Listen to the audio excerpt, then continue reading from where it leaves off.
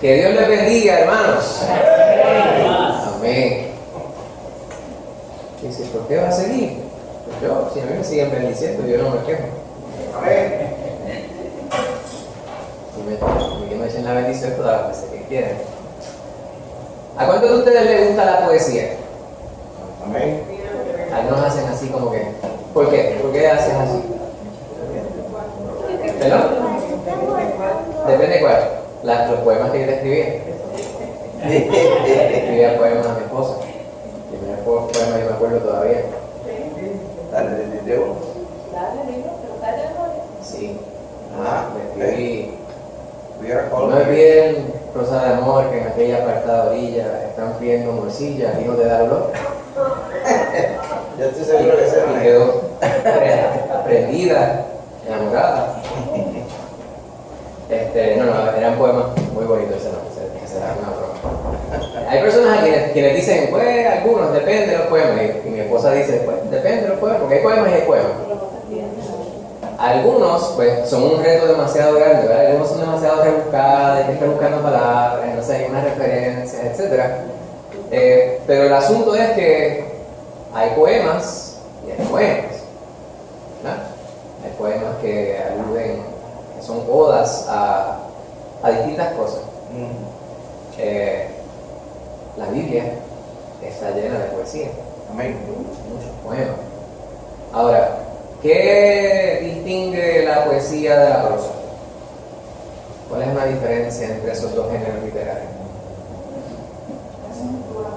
La estructura. ¿Verdad? ¿Cuál es la diferencia entre ellos? Porque una está escrita en un párrafo, la otra está escrita en estrofas. Muy bien. Y usualmente la poesía tiende a ser más figurativa, más Sí, hacer uso del lenguaje figurativo, ¿verdad? Símiles, metáforas, aunque la cosa también pueda verlo, pero son cosas que nosotros vemos. Usted mira un poema y por lo general, la mayor parte de los poemas, porque hay poemas en prosa, pero usted ve un poema y por lo general, solamente de mirar, usted dice, eso es un poema. La manera que está estructurado, como dice Lorimar. Pero, como dice mi hermana Loriano, hay instancias en las cuales hay que pasar un poquito más de trabajo para poder realmente internalizar lo que quiere decir allí. Algo importante que menciona Lorimar es que la manera que se usa el lenguaje pues, es particular en la poesía en comparación con la prosa. El lenguaje figurativo, tú dices, pues lo que está allí no necesariamente significa literalmente lo que está diciendo, ¿verdad? ¿Verdad? Puede haber comparaciones directas o indirectas, ¿verdad? Llamamos símiles y metáforas. Hay exageraciones, ¿verdad? Lloró un río, se deshidrató. No es cierto, ¿verdad? A veces nosotros hablamos en hipérbole también. Tengo tanta hambre que me comería un caballo. Una vaca. Caballo, depende de dónde estamos. Si estamos en España, quizás el caballo aplica. Pero hay exageraciones, ¿verdad? Estoy muerto del hambre. Y a veces hay contradicciones, ¿verdad? De términos, ¿verdad? El otro día escuché a alguien, no sé si fue mi esposa, que decía, dejé el teléfono sonando en silencio.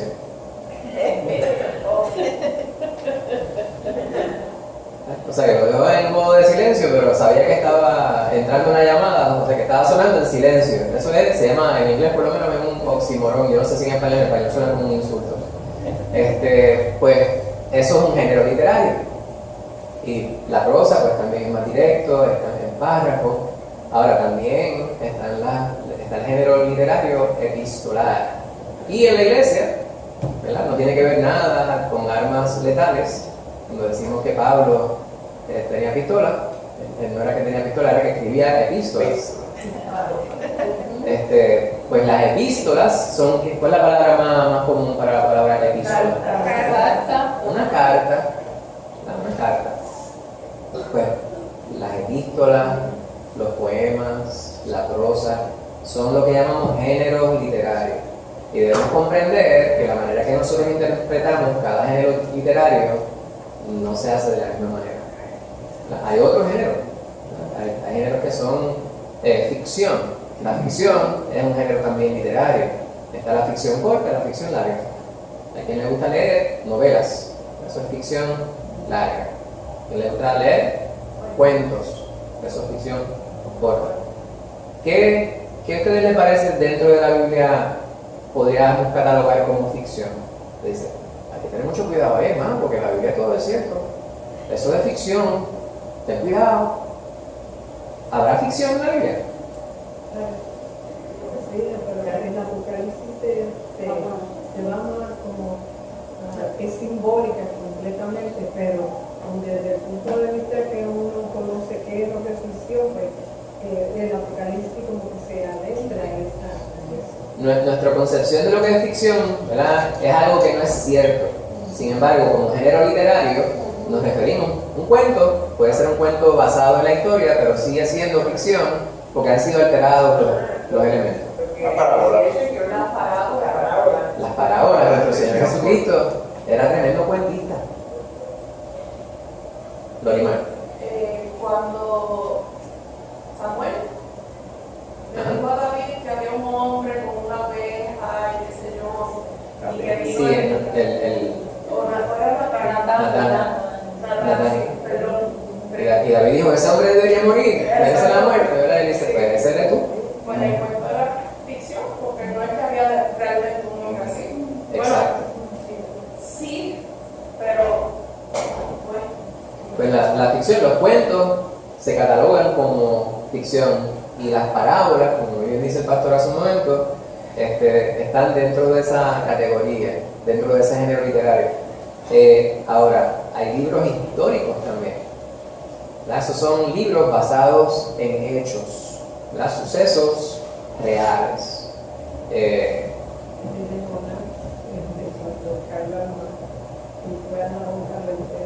Exacto.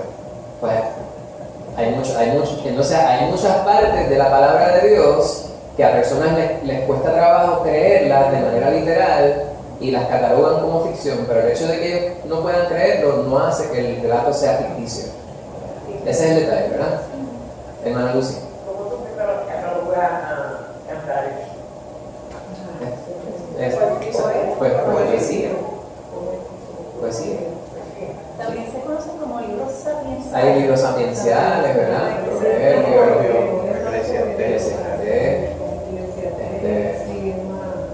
Pero cantar es más poético. Sí, sí.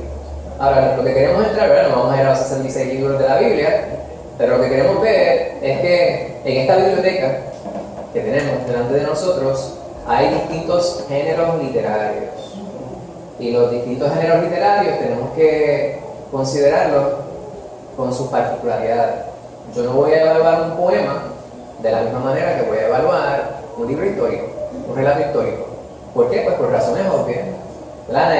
En el poema va a haber mucho lenguaje figurativo, va a haber mucho simbolismo, mientras que en el libro histórico yo esperaría que el relato fuera más objetivo, fuera más preciso, más puntual respecto a los hechos particulares en cierta cronología. ¿Verdad? Son las expectativas que tenemos, hermana. Y si nos damos cuenta, los libros históricos en realidad se contactan también con los libros seculares de historia. Fueron que ocurrieron verdaderamente. Pues vemos, ¿verdad?, que toda esta gama de géneros literarios están en la Biblia. ¿Y qué tiene que ver esto con el estudio que tenemos para esta noche? Pues si usted hizo su asignación, se va a dar cuenta que algo que muchas personas dicen, y yo estoy de acuerdo, es que los libros de la Biblia los podemos interpretar, y no me malentiendan lo que voy a decir ahora, se pueden interpretar como cualquier otro libro. No es que sean cualquier otro libro, no es que sean igual a cualquier otro libro, pero la manera que usted interpretaría un poema, cuando salí de Collores, fue en una jaquita valla, por el sendero entre mallas, arroparte con de amores, adiós malezas y flores de la barranca del río, y mis noches de Bolivia que haya vacío la calma, y los viejos de mi alma y los hermanitos míos. Dice, pues ahí hay un poema que relata una historia. Un poema bien conocido de un poeta puertorriqueño, Luis Lorenzo Torres. Pues, cuando usted ve esa estrofa de ese poema, usted dice, pues hay un relato, entonces hay una estructura, ¿y qué es lo que me está diciendo? ¿Verdad? No, nos transporta a un espacio. Hay otros que son mucho más simbólicos. Pues cuando yo voy a un salmo, por ejemplo, o a cualquier otro poema que pudiera ver en la Biblia, voy a evaluarlo según lo que se está expresando y considerando las posibles referencias que están ahí. Pues vemos nosotros que el Señor nos capacita para nosotros poder, desde nuestra perspectiva humana, tener una interpretación, un entendimiento básico de lo que se nos explica. ¿Por qué? Hace 3 semanas atrás estábamos considerando un estudio donde subrayábamos que toda la Biblia es inspirada por el... ¿Cómo llama esa doctrina? Doctrina de la inspiración divina. De la inspiración divina. ¿Verdad? Hoy vamos a estar hablando de 2 doctrinas más. Aquella era la inspiración divina, hoy vamos a estar hablando de la doctrina de la claridad y de la iluminación. Pero usted dice que se podrían catalogar los hechos como los hechos históricos con los otros libros, pero yo encuentro que hay una diferenciación. La misma palabra nos describe y nos dice que la palabra de Dios es viva y eficaz. A diferencia de los libros que están históricos, no tienen esa característica. Sí, una pequeña corrección. Yo no dije que se puede interpretar los libros históricos. Yo dije que los libros de la Biblia se pueden interpretar en el aspecto básico, igual que cualquier otro libro. Hay muchas otras cosas. Hoy vamos a hablar de 2 doctrinas, ¿verdad? Yo no voy a entrar en un debate ahora porque la realidad es que vamos a aclarar. ¿Qué quieren aclarar entonces? ¿Claro? Sí, la aclaración es la siguiente. Si yo voy a acercarme a la palabra de Dios, hay personas quienes dicen, y estábamos hablando sobre esto y el domingo también, hay personas quienes dicen, yo no cuestiono la palabra de Dios y no trato de interpretarla porque me voy a enredar más. Lo que estamos diciendo es que la doctrina de la claridad y de la iluminación indica que nosotros estamos capacitados en un nivel básico para poder entender lo que se nos dice. Porque el Señor no crea, ¿verdad? Algo tan y tan rebuscado que nosotros no podamos entender. Por ejemplo, mi Biblia está abierta en Romanos 3. Sabemos que Romanos 3 es una carta, es una epístola. Cuando yo leo Romanos 3 dice, ¿qué ventaja tiene pues el judío? Entonces hay una pregunta. Y yo entiendo las palabras que están ahí. Y Pablo está haciendo una pregunta, está diciendo, ¿ves? Hay algo que tiene como ventaja, ¿verdad? La persona que pertenece a la cultura judía por encima de los demás. Pues yo me tengo que preguntar respecto a qué, pues tengo que leer el contexto. En el sentido básico, yo puedo entender eso.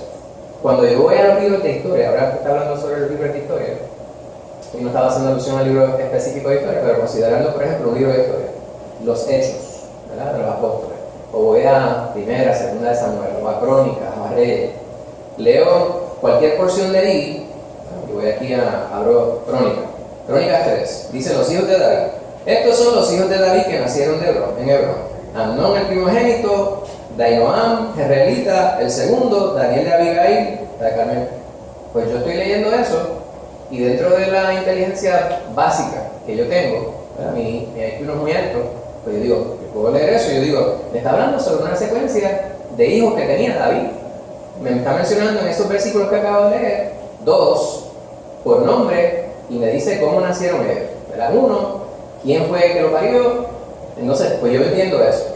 Lo que usted dice me parece completamente claro. Ciertamente, hay una bendición en un libro de historia de la Biblia que no lo voy a encontrar en un libro de historia secular. ¿Por qué? Porque sabemos nosotros que la historia escrita secularmente es tan buena como el bolígrafo que la escribe, ¿verdad? No hay historia humana que sea objetiva. Siempre los que imperan son los que escriben la historia. Entonces van a lanzarle lodo al otro, al contrario. Le digo que no vamos a entrar en el asunto de los detalles en este momento, porque lo que queremos es presentar una introducción respecto a cómo vamos a establecer el fundamento para la discusión que tenemos, ¿verdad? Pero estoy completamente de acuerdo. Aunque, y por eso les decía, hay que tener mucho cuidado con lo que voy a decir. Podemos interpretar la Biblia como cualquier otro libro desde el punto de vista de que el conocimiento que yo tengo, ¿verdad? En la interpretación literaria llamamos esquemata. Mi trasfondo, mi conocimiento y mis experiencias me ayudan a interactuar con el texto. Yo voy al texto, cualquier texto, entonces mis experiencias me van a ayudar a comprender o mi falta de experiencia quizás va a representar una limitación para yo poder internalizar lo que está allí. Ahora, lo que queremos decir y el enfoque dentro de la doctrina de la claridad y de la iluminación es que sí, yo en mi humanidad estoy capacitado para entender desde un nivel básico lo que está aquí, pero nosotros como creyentes no tenemos que depender de nuestra inteligencia solamente. ¿No? Y la contestación es clara, ¿verdad? ¿Por qué no dependemos de nuestra inteligencia solamente? Bueno, Jesús dijo que no lo dejaría solo, que enviaría El Espíritu Santo, Exacto. que nos va a guiar, a dirigir, a enseñar. Pues ese es el que nos va a ayudar, ¿verdad? A descubrir aquellas cosas que son misteriosas. Los misterios de la palabra pues van a quedar aclarados. Él los va a destapar, a descubrir. Hermana Luz. Y cuando yo leo algo secular, pues es eso. Pero cuando uno lee la Biblia, a veces, ayer yo estaba leyendo el texto y yo digo, yo he leído esto, y después lo he leído como 4 veces. Pero hay cosas que uno encuentra como... Es que viva, sí. Seguro. ¿Verdad? Entonces, pero nosotros como hijos de Dios no podemos sino siempre interpretar desde una perspectiva espiritual todo lo que nosotros evaluamos, aún en lo secular. Pues a mí me sucede, ¿verdad? Mi trabajo tiene que ver mucho con la literatura secular. Y una de las cosas que yo siempre subrayo es que no importa lo que leo, siempre el espíritu que está en mí me lleva a establecer comparaciones y contrastes. Y yo tengo la bendición de trabajar con jóvenes, como les he narrado en distintas ocasiones. Hoy precisamente estábamos hablando sobre un texto donde se habla sobre podríamos considerarlo sobre la inmoralidad. Te dicen, ¿cómo tú le asignas eso a tus estudiantes? Por parte de la literatura clásica. Sin embargo, ellos tienen a un profesor que les va a hablar por qué es que esas cosas no se practican. Entonces, esa temática que la gente muchas veces dice, esto no se puede hablar con los jóvenes. Yo digo todo lo contrario, es necesario hablar con ellos para que puedan ver responsablemente cuáles son las decisiones que ellos tienen que tomar. Yo digo, aquello que está ahí, vamos a hablar de valores. ¿Verdad? Entonces voy y digo, tiene que ver con la infidelidad. Y yo les digo, ¿sabes qué? Ellos me hablan sobre lo que es instintivo en el ser humano, etcétera. Entonces hablan sobre los seres humanos como agentes sexuales, lo que ellos han aprendido en sus clases de psicología. Nada de eso dicta de la realidad completamente. Yo le digo, sin embargo, es necesario que usted se respete a usted mismo primero para que los demás lo respeten, ¿verdad? Y yo personalmente me apego a la palabra de Dios que dice que el matrimonio es entre dos personas, un hombre y una mujer, ¿verdad? Y el adulterio no es solamente eso que vemos allí, sino que nuestro Señor Jesucristo pues va más allá. Dice, ustedes oyeron, ¿verdad? Que decía la palabra que un hombre que estuviera con una mujer que no fuera la suya comete adulterio, pero yo les digo más allá, que aquel que siquiera pensara en una mujer que no es la suya para codiciarla, pues ya ha adulterado. Y entonces los dejo pensando en esto y yo digo, ¿ustedes piensan sobre eso? Y ya, aun cuando estamos considerando un texto que es completamente secular y que algunas personas pudieran descartar y decir, uy, eso es del diablo, que muy bien pudiera hacerlo, pero ¿cómo nosotros aplicamos? ¿Cómo sabemos nosotros que hemos aprendido de Dios si nosotros no podemos evaluar lo que nos rodea? ¿No? Porque usted no sale a la calle y hace así. Tendría que usted estar todo el tiempo con una gringola, con los ojos tapados, para usted no ver las cosas que son aberraciones en el mundo que nosotros vivimos. Pues usted sale de aquí, usted sabe que usted tiene el Espíritu Santo. Cada vez que usted ve algo que no está correcto, y usted dice, Señor, permíteme hacerle bendición, no me permitas caer en la tentación, ayúdame a no enredarme en las cosas del mundo. ¿Por qué? Porque nuestro Señor pues, nos ha bendecido de esa manera. De la misma manera, me ayuda el Señor a considerar su palabra. Como está diciendo la hermana Casimira hace un momento, ¿verdad? El Consolador, el Espíritu Santo, está con nosotros para ayudarnos en todas las cosas. ¿Verdad? Y el Señor pues, nos ha dado de su mente para que nosotros podamos no solamente evaluar el mundo, sino saber cómo vamos a actuar según el Señor quiere que nosotros lo hagamos. Pues, hemos introducido, ¿verdad? Parte de lo que nosotros vamos a estar considerando. El título del estudio de esta noche, de esta sesión, como muy bien dijeron el pastor hace un momento, es cómo Dios me ayuda a entender la Biblia. Yo creo que ya hemos básicamente subrayado cómo es eso, y yo creo que yo no les tengo que decir porque todos ustedes ya saben la contestación a esa pregunta central. Vamos a ver la porción que es la introducción en vídeo, y luego continuamos con las porciones que vamos a estar leyendo. ¿Cómo Dios me ayuda a entender la Biblia? La Biblia es comprensible porque Dios ilumina al creyente por el Espíritu. Todos hemos escuchado a alguien decir que la Biblia es difícil de entender. Y si somos honestos, tal vez nosotros alguna vez lo hemos dicho. La idea detrás de esto es la creencia de que el mensaje de la Biblia está oculto para la persona común. Pero la realidad es que Dios inspiró la Biblia de una manera comprensible para cualquier creyente, y Él nos ayuda a comprenderla por medio de la obra del Espíritu. En esta lección abundaremos en esto al estudiar las doctrinas de la caridad y la iluminación de la Biblia. La intención de Dios es que su palabra sea comprendida por su pueblo. Al inspirar la Biblia, no creó un libro solo para personas superdotadas o para la élite del cristianismo. Él inspiró la Escritura de manera que todo creyente puede entenderla con la ayuda del Espíritu Santo. Esto significa que la Biblia puede ser leída como cualquier otro libro. Los mismos métodos que usamos para leer e interpretar otros escritos aplican a la literatura bíblica. No obstante, debemos entender lo que esto no significa. La intención de Dios al inspirar una Biblia que fuera comprensible no significa que toda porción sea igualmente clara. Hay pasajes que Pedro afirma que son difíciles de entender. Tampoco significa que sea imposible malinterpretar la Biblia. Pablo anima a Timoteo a ser un buen ministro que usa bien la palabra de verdad, pues un mal uso provocaría vergüenza delante de Dios. Pero esto sí significa que todo creyente puede entender la Escritura con ayuda del Espíritu.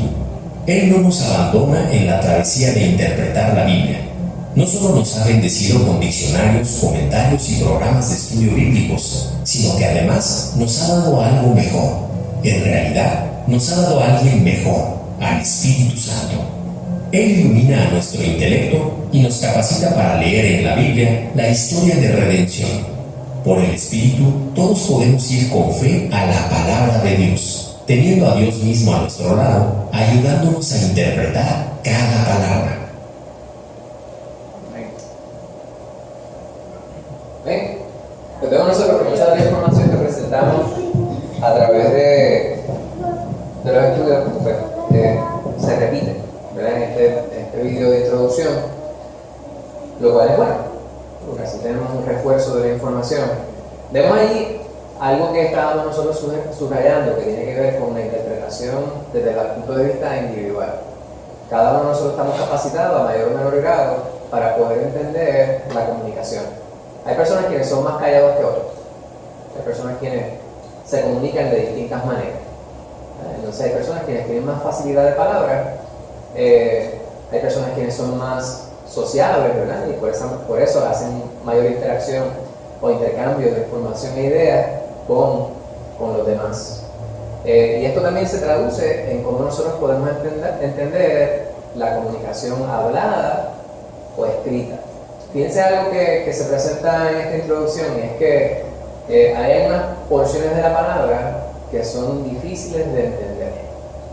Esto no quiere decir que son imposibles de entender, pero también, con la misma moneda, algo que debemos subrayar es que ciertamente, aunque el Señor nos capacita para poder entender todo lo que está en su palabra, o la mayor parte de las cosas que están en su palabra con claridad, esto no quiere decir que cualquier cosa que digamos como interpretación respecto a la palabra tiene que estar correcta. Eso tiene sentido, ¿verdad? En la interpretación literaria hay algo que se llama escuelas de interpretación crítica, y entre ellas hay una que yo le digo a mis estudiantes, ¿verdad? Tiene que ver con la respuesta del lector. No sé si es una buena traducción. Y esa escuela de interpretación literaria dice que el texto, tan pronto está en manos del lector, le pertenece al lector para su interpretación. O sea, que yo puedo leer un poema de José de Diego e interpretar algo de ese poema que tal vez José de Diego no pretendía o no tenía intención de comunicar. Eso no quiere decir que cualquier cosa que yo diga respecto al poema necesariamente tiene que ser una interpretación lógica o correcta. Les algo de subrayo, yo digo, eso es lo que tú piensas, fantástico, pues piensas mal. ¿Por qué? Porque cuando vamos a hablar algo tenemos que sustentarlo, ¿verdad?, con la palabra. Cuando estamos hablando de un poema, pues fantástico, pues no hay problema. Pero cuando estamos hablando de un texto que habla sobre mi salvación, es necesario yo comprender con gran claridad de qué se trata ahí, y mucho más si yo voy a interpretarlo para otros. El pastor va a predicar, más vale que lo que está diciendo venga de la palabra y lo que se diga como comentario al respecto vaya consono con las ilustraciones que la misma palabra da, y lo mismo aplica a los que somos maestros de la palabra. Por eso es que a veces nos refieren a una pregunta y yo digo, esa pregunta requiere mayor consideración, ¿verdad? Entonces yo quiero el pastor y la junta. Y nos la llevamos. El domingo pasado una pregunta muy importante, ¿verdad? No es una de las referencias que dijimos, pues para esa pregunta necesitamos más tiempo. Hemos hablado sobre ello, ¿verdad? Sobre lo que pasa a la persona después que muere, 1 Tesalonicenses 4 y Apocalipsis 19 y 20, pero cuando vamos allí, entonces tenemos que traer unos conceptos que tienen que ver con interpretación y algunas posturas que son interpretaciones encontradas. ¿Qué le sucede al cristiano cuando muere y en qué momento va a estar, ¿verdad?, en el cuerpo glorificado? Pues hay posturas que se presentan, entonces están encontradas, ¿verdad? Entonces nos llevamos a hablar sobre el milenio. En el milenio hay unas posturas, por lo menos tres, ¿verdad?, que hemos estudiado en otras ocasiones, ¿verdad? Los amilenialistas, los postmilenialistas y los premilenialistas. Y me estoy metiendo en aguas profundas porque sé que pudiera haber una pregunta al respecto, pero no estoy hablando sobre esto como un tema central del tema del estudio, porque requiere más tiempo. A lo que voy con esto es que, aunque pudiera haber una interpretación particular de una persona, es necesario evaluar esa interpretación de la palabra a la luz de la Escritura. Porque aunque tenemos el mismo Espíritu, y el Espíritu Santo nos ilumina, nos ilustra para poder entender, no siempre necesariamente lo que estamos pensando en el momento tiene que ser lo que el Espíritu Santo me mueve a entender. Hay porciones que quizás yo en lo particular no la voy a entender. Entonces tengo que ir a mi pastor y decirle, esta porción no sé, se siente, me dice, mira, esta porción dice esto, vamos a ir a este otro pasaje bíblico. ¿Ves cómo la palabra misma se fundamenta? ¿Verdad? Un pasaje, ¿verdad? Que se explica. Exacto. Y es por eso que en muchas ocasiones decimos, tenemos esta traducción al español, la cual entendemos una excelente traducción. Pero ustedes saben lo que sucede con las traducciones, ¿verdad? Aunque sea una muy buena traducción, no siempre necesariamente es exacta la traducción. Hay palabras, por ejemplo, usted tiene que traducir del español al inglés, y una broma que a veces hacemos son con las expresiones idiomáticas. Hay una carta que era de fulano tal, de Sunday Fountains, Domingo Fuentes, tradujo hasta su nombre, de Sunday Fountains a los congresistas, no sé, Johnston o Waller. Entonces allá, pues todas las expresiones idiomáticas las traducía literalmente, decía, esta situación del estatus se ha tornado con olor hormiga brava, y dice, this situation of the status has become the color of brave ant. Esto es como cruzar el Niágara en bicicleta, it's like crossing the Niagara on bicycle. Nos quieren imponer el estatus a la cañona. They want to impose the status on us at the final canon. Entonces, y usted dice, la persona que lo ve en inglés dice, esto no tiene ningún tipo de sentido. ¿Por qué? Porque la realidad es que las expresiones idiomáticas se tienen que traducir como un todo, son expresiones cuya significado individual de los componentes que la constituyen no son no son lo mismo en la suma total de esas palabras. Tienen que ser vistas como un todo. Y también con palabras únicas, puntuales. Por ejemplo, la expresión confianza en puertorriqueño, que no es un idioma, ¿verdad? Pero desde el punto de vista regional, en Puerto Rico puede significar más de una cosa, ¿verdad? Yo confío en que el Señor volverá por su iglesia. Amén. Ahí la palabra confianza, yo tengo confianza en ello, es que lo creo sin duda. yo lo creo y no tengo duda al respecto. Pero cuando yo digo, yo tengo confianza con mi pastor. Fíjense que dije confianza con, no confianza en. Yo confío en, pero confianza con. ¿Qué significa culturalmente en puertorriqueño? Uno no se está familiarizado. Sí, que tiene. Sí, que es más allá que conocido, es como que puede hablar en un nivel, ¿verdad? Como de intimidad más, ¿verdad? Más informal con la persona, porque ya se conoce. Hay una relación interpersonal de mayor intimidad, ¿verdad? Hay bromas que yo le gasto a mi hermano Guillo, ¿verdad? Que tal vez yo no lo haría con otras personas, porque entre él y yo hay confianza, ¿verdad? Él sabe que si yo lo digo no es malintencionado, o si lo hago con mala intención, él no lo sabe. Y no me lo va a tomar en cuenta. Pues, aún esta broma que acabo de gastarle, ¿verdad? Pues es una broma que me atrevo a hacerlo porque hay confianza entre nosotros. Pues ese vocablo en particular, pues usted lo ve y usted dice, bueno, no significa exactamente lo mismo. Y cuando lo voy a traducir al inglés, pues, confidence no es una buena traducción, aunque es una traducción literal. Esas dos palabras son cognados, ¿verdad? Palabras que se parecen en distintos idiomas y significan lo mismo. En este caso son falsos cognados porque no significan lo mismo. Pues cuando miramos la palabra de Dios, una de las cosas de las cuales dependemos es saber cómo se escribe. Por eso es que muchas veces la palabra en griego es esta. ¿Verdad? Hemos hablado muchas veces sobre la palabra amor en la Biblia, que hay distintas palabras que significan amor en griego. Fileo, ágape y eros. Son distintos tipos de amor. Entonces, yo recuerdo hace muchos años, hablaba con mi pastor, que en ese tiempo siempre ha sido mi maestro, ¿verdad? Pero para ese tiempo no era pastor. Me decía, esos pasajes yo no lo entiendo. Y era el pasaje que Pedro es confrontado por Jesús luego de la resurrección, y él dice, Pedro, ¿tú me amas? Y dice, ¿por qué tanta insistencia? ¿Verdad? Y dice, pues quizás es para puntualizar el hecho de que hay para que él esté seguro. Y aparte de eso, es una realidad, ¿verdad? Él quería confrontar a Pedro para ver si todavía estaba en la ignorancia que estaba antes, o simplemente el arrojo que él sentía antes sin pensar iba a ser el mismo. Porque antes del Señor ser entregado, él le dijo al Señor que él estaba dispuesto a morir por él, a morir con él. Y el Señor le dijo que estaba en un error, ¿verdad? Que él lo había de negar. Ahora, cuando el Señor resucita, el Señor le dice, ¿tú me amas? Y le dice, sí, yo te amo. Sabemos el resto del pasaje. ¿Tú me amas, Pedro? Sí, yo te amo. ¿Tú me amas, Pedro? Sí, yo te amo. Reina y Valera traducen la palabra amor en español. Sin embargo, cuando miramos en el griego, el Señor le dice, tú me amas con amor ágape.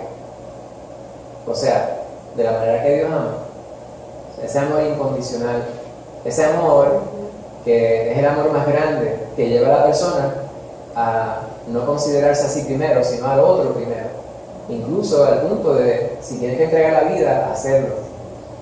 Le dice, Pedro, ¿tú me amas así? Y Pedro, antes del Señor ser crucificado, le hubiese dicho, no, yo te amo así, yo te amo así. Más de lo que tú me amas a mí. Él no dijo eso, ¿verdad? El Señor cuando lo confronta, le dice, Pedro, tú me amas así, ¿sabes? Con amor ágape. Y él le dice, Señor, yo te amo con amor filial. No así, yo te amo, pero así. ¿Era que Pedro no lo amaba? Era que Pedro conocía sus limitaciones. Pues cuando yo veo eso, pues ahora yo estoy entendiendo la palabra desde otro ángulo. ¿Estamos más o menos en sintonía? Pues tenemos que tener constancia de que cuando nos acercamos a la palabra, pues hay unos asuntos que tienen que ver con comunicación. Hay unos asuntos que tienen que ver con idioma, con lenguaje, pero nada de eso es tan importante como el aspecto espiritual. Si uno se acerca a la palabra y pretende leerlo como cualquier otro libro, pues uno se lleva lo que se llevaría de cualquier otro libro. Porque sabemos, ¿verdad? En el mundo hay personas quienes se saben la Biblia, que es una cosa y yo me quedo impresionado. Yo digo, si tuviera la retentiva que tiene esa persona, ¿verdad? Que te pueden citar pasajes bíblicos extensísimos, Pero entonces uno, quizás sin la intención de hacerlo, uno dice, pero si eso se traduciera en su comportamiento, sería excelente. Pues cuando nosotros nos acercamos a la palabra, podemos llevarnos las palabras de la palabra. Sin embargo, lo más importante respecto a la palabra es el impacto que tiene en mi vida, en su totalidad, y en especial en mi vida espiritual. Amén.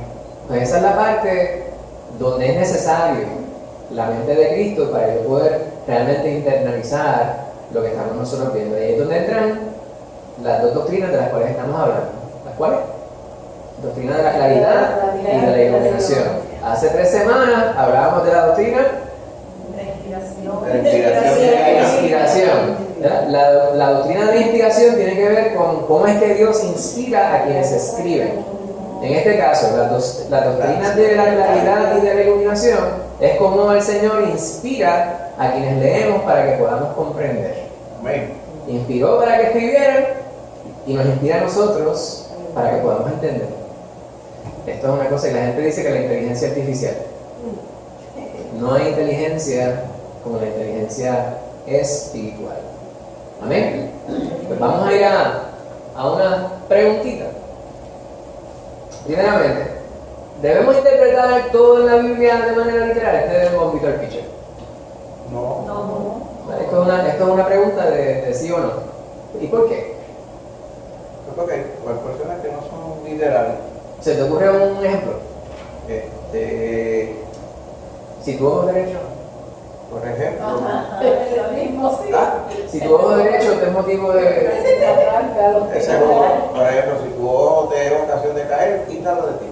Andaríamos por ahí todo el mundo sin ojo. La gente dice cuerno, pero estaríamos sin ojo porque imagínate, después que tú pierdas con esto y el otro ojo, ¿te vas a dejar de mirar? Exactamente.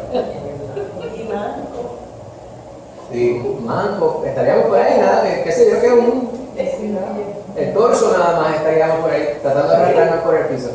Sí, la otra que dice, si tú eres para causar tropiezos a uno muy pequeño, mejor amájate con una piedra muy en el pescuezo y te tiras del agua. ¿Cuánta gente no estaría allá en medio de la calle, verdad? Estuvieran haciendo fila, ahora vendiendo las cuerdas para En el triángulo de las Bermudas allí, en el desecheo, en Aguadilla, en el desecheo. Sí. Pues no es literal, ¿verdad? Es figurativo.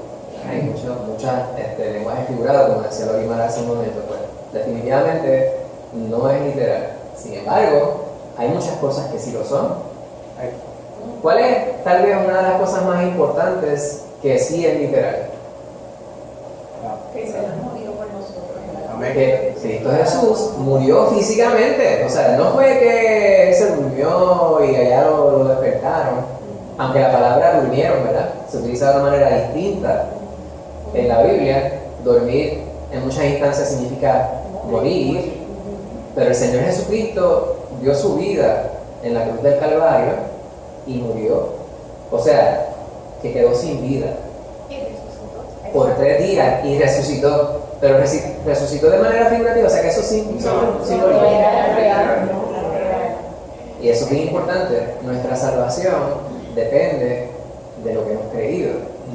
Pues nosotros sí hemos creído que Cristo Jesús ha resucitado y el Señor mismo nos lo ha revelado a nuestro espíritu. Nosotros sí lo hemos entendido. ¿Qué quería decir?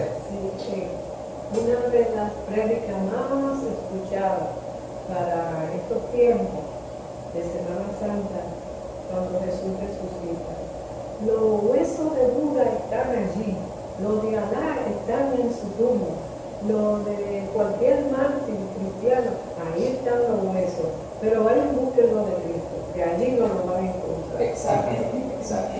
Eso es bien importante, ¿verdad? Y la palabra, pues hay muchos aspectos que sí debemos tomarlo de manera literal. Cuando la palabra dice, tal vez quizá uno de los ejemplos que les presenta el material didáctico que usted estudió, el ejemplo de David, ¿verdad? La lucha entre David y Goliat, que dice que David tomó una piedra del río y la lanzó. Eso es un símbolo, ¿verdad? Eso más o menos para que nos tengan una idea de cómo es que luchan los No pasó. David tomó esa piedra y le lanzó a este gigantón y lo tumbó y le cortó la cabeza. Entonces te dicen, ¿verdad? Hay personas que les dicen, eso es literatura secular, eso es demasiado muy violentos, ¿verdad? O demasiado sensuales. Bueno, cuando yo leo de la vida de David, ¿verdad? Que fue un hombre sanguinario y un hombre dado, ¿verdad? A la sensualidad y a la sexualidad. Era un hombre cuya, sabemos cuáles eran una de sus debilidades. Una de sus debilidades era la mujer, lo cual lo llevó a ser infiel a su mujer y serle infiel a uno de sus exacto, uno de sus soldados, y lo llevó a ser homicida, a ser cómplice en ello y a mentir incluso. Entonces creó un clase de enredo y usted dice, ¿y dónde está el buen ejemplo ahí? No hay buen ejemplo en eso, pero como estamos leyéndolo para la bendición nuestra espiritual, una de las cosas de bendición de ello es que vemos que la palabra de Dios no tapa la humanidad aún de los líderes. Muchos líderes cometieron muchos errores, ¿verdad? Los discípulos que anduvieron con el Señor Jesucristo durante su ministerio, solamente uno de ellos estaba al pie de la cruz, los demás huyeron. Entonces te dice, pero pues yo puedo entenderlo porque yo digo, yo miro mi propia vida, entonces me puedo identificar, ¿no? Porque nosotros le fallamos al Señor. Cuando nosotros no somos obedientes al Señor, lo estamos negando. Le fallamos muchas veces al Señor, pues entonces, ¿para qué está aquello ahí? Para yo saber que hay una lucha constante entre lo que es carnal y lo que es espiritual. Pablo mismo lo menciona a través de la palabra, ¿verdad? Pues hay cosas que son ilegales. Cuando Pablo dice, dichado de mí, que yo sé lo que debo hacer, pero siempre termino haciendo lo que no debo hacer. Y usted dice, ¿eso será figurativo o literal? Lo está diciendo. Obviamente, cuando dice, siempre termino haciendo lo que no debo hacer, eso ya es una hipérbole, ¿verdad? Sin embargo, lo que se subraya es lo más que yo enfatizo. Yo quiero ir hacia la perfección, pero ya cuando fallo, pues ya todo quedó borrado. Es como si tengo que empezar de nuevo, ¿verdad? Lo que podemos entender. Pues hay ciertas cosas que sí son literales. ¿Qué ibas a decir aquí? ¿No? Otra pregunta. El que se use el lenguaje figurado en algunas partes de la Biblia, ¿le resta credibilidad a la palabra? No, ¿verdad? Porque lo importante es saber cuándo el lenguaje que está en la palabra es figurado y cuándo es literal. Hay instancias donde la diferencia, la división entre una cosa y la otra es tan y tan sutil que pudiéramos perder perspectiva. Entonces hay unas porciones de la palabra que a veces entran en debate, las cuales yo digo, muy bien, vamos a dejarlo ahí, ese debate. Porque si realmente no contribuye a mi edificación espiritual o a la del otro, pues entonces, ¿para qué entonces uno persistir en ello? Vamos a ver más adelante uno de los consejos que se nos presentan en la palabra misma respecto a este asunto del debate, ¿verdad? Que muchas veces suele ser, no los debates que tenemos aquí. Las cosas que nosotros presentamos aquí, una de las cosas que yo siempre subrayo, que estaba enfatizando el domingo, yo creo que si hay algo que no está claro en los estudios que nosotros damos y usted se queda con la duda, pues quien está mal es usted. Porque usted es su responsabilidad como estudiante de decir, eso yo no lo entendí, o yo he escuchado esto o otro, o en la palabra también dice tal cosa, y por eso es que se llama estudio, ¿verdad? El maestro está para facilitar ese diálogo. Sin embargo, el estudio es uno comunal. Estamos todos estudiando. Yo no tengo nada que yo les pueda realmente enseñar a ustedes. Dicen, ¿y por qué estás ahí? Pues yo estoy facilitando lo que estamos estudiando. Y yo voy a traer unos énfasis, ¿verdad? Voy a traer unos enfoques para tal vez retar su intelecto en lo que respecta al estudio del material que estamos nosotros considerando una casilla. No preguntar y considerar como que eso no está bien, es un error, porque lo que yo no sé o yo no alcanzo a entender, puede que otros tengan la misma condición, y es una manera de yo colaborar en el estudio para que otros sean aclarados. Estoy completamente de acuerdo. Una de las cosas que he escuchado tantos educadores repetir es que no hay pregunta tonta. La única pregunta tonta es es la que no se hace. ¿Verdad? Y muchas veces estoy completamente de acuerdo. Si usted tiene una duda, usted parte de la premisa de que el 90% de los que están aquí sentados también tienen la duda. ¿Verdad? Y aunque usted sepa la contestación a la pregunta, ¿verdad? Hay instancias en las cuales usted, sabiendo la contestación a la pregunta, formula la pregunta de modo que se pueda abundar respecto a eso que estamos nosotros considerando. Es una manera también de contribuir al diálogo. Pues eso es algo que quería subrayar, ¿verdad? En esta iglesia nunca vamos a decir que usted no pregunte, por el contrario. Esta no es la iglesia de los muros, ¿verdad? Esta es la iglesia bíblica, bautista, ¿verdad? Pues, la palabra bíblica está primero porque eso es el fundamento, la simiente, ¿verdad? El fundamento de nuestra fe, la palabra de Cristo Jesús. Pues Dios escribió la Biblia de una manera comprensible. Consideramos estas dos doctrinas que les mencioné, la doctrina de la claridad y la de la iluminación, ¿verdad? Esto es algo que hemos repetido. Dios no creó algo tan y tan oscuro que nadie lo pueda entender.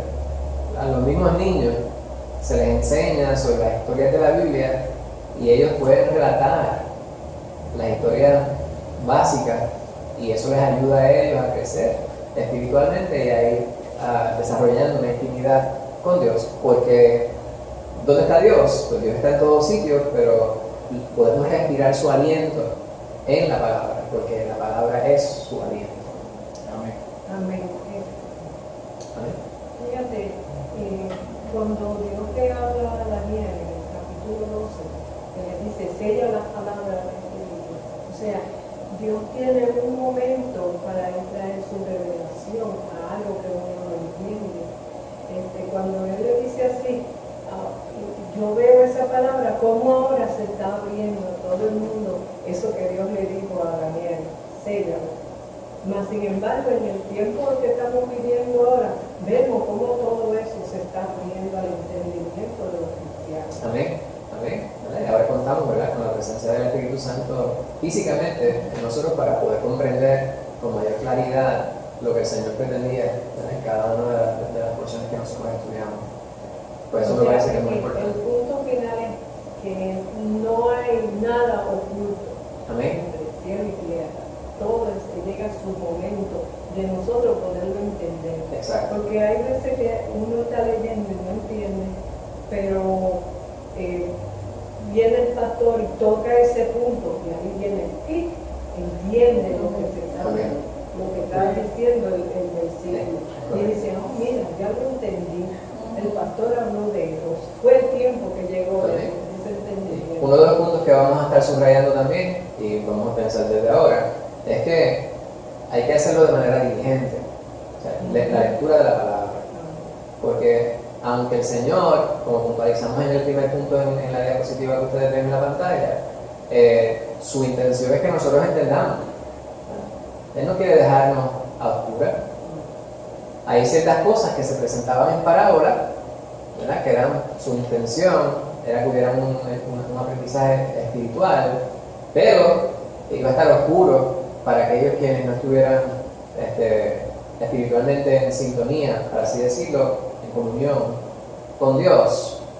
Pero él todo lo ha dejado escrito, la Biblia me refiero, para que nosotros podamos internalizarla, podamos entenderla y podamos nosotros tener una relación directa con Él. No obstante, debemos esforzarnos.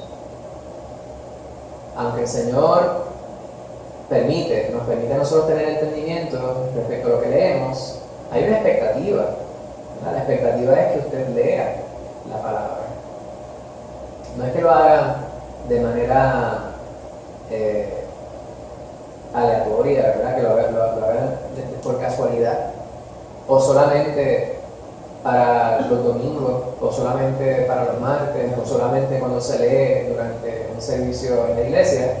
Supone que sea parte de nuestra vida.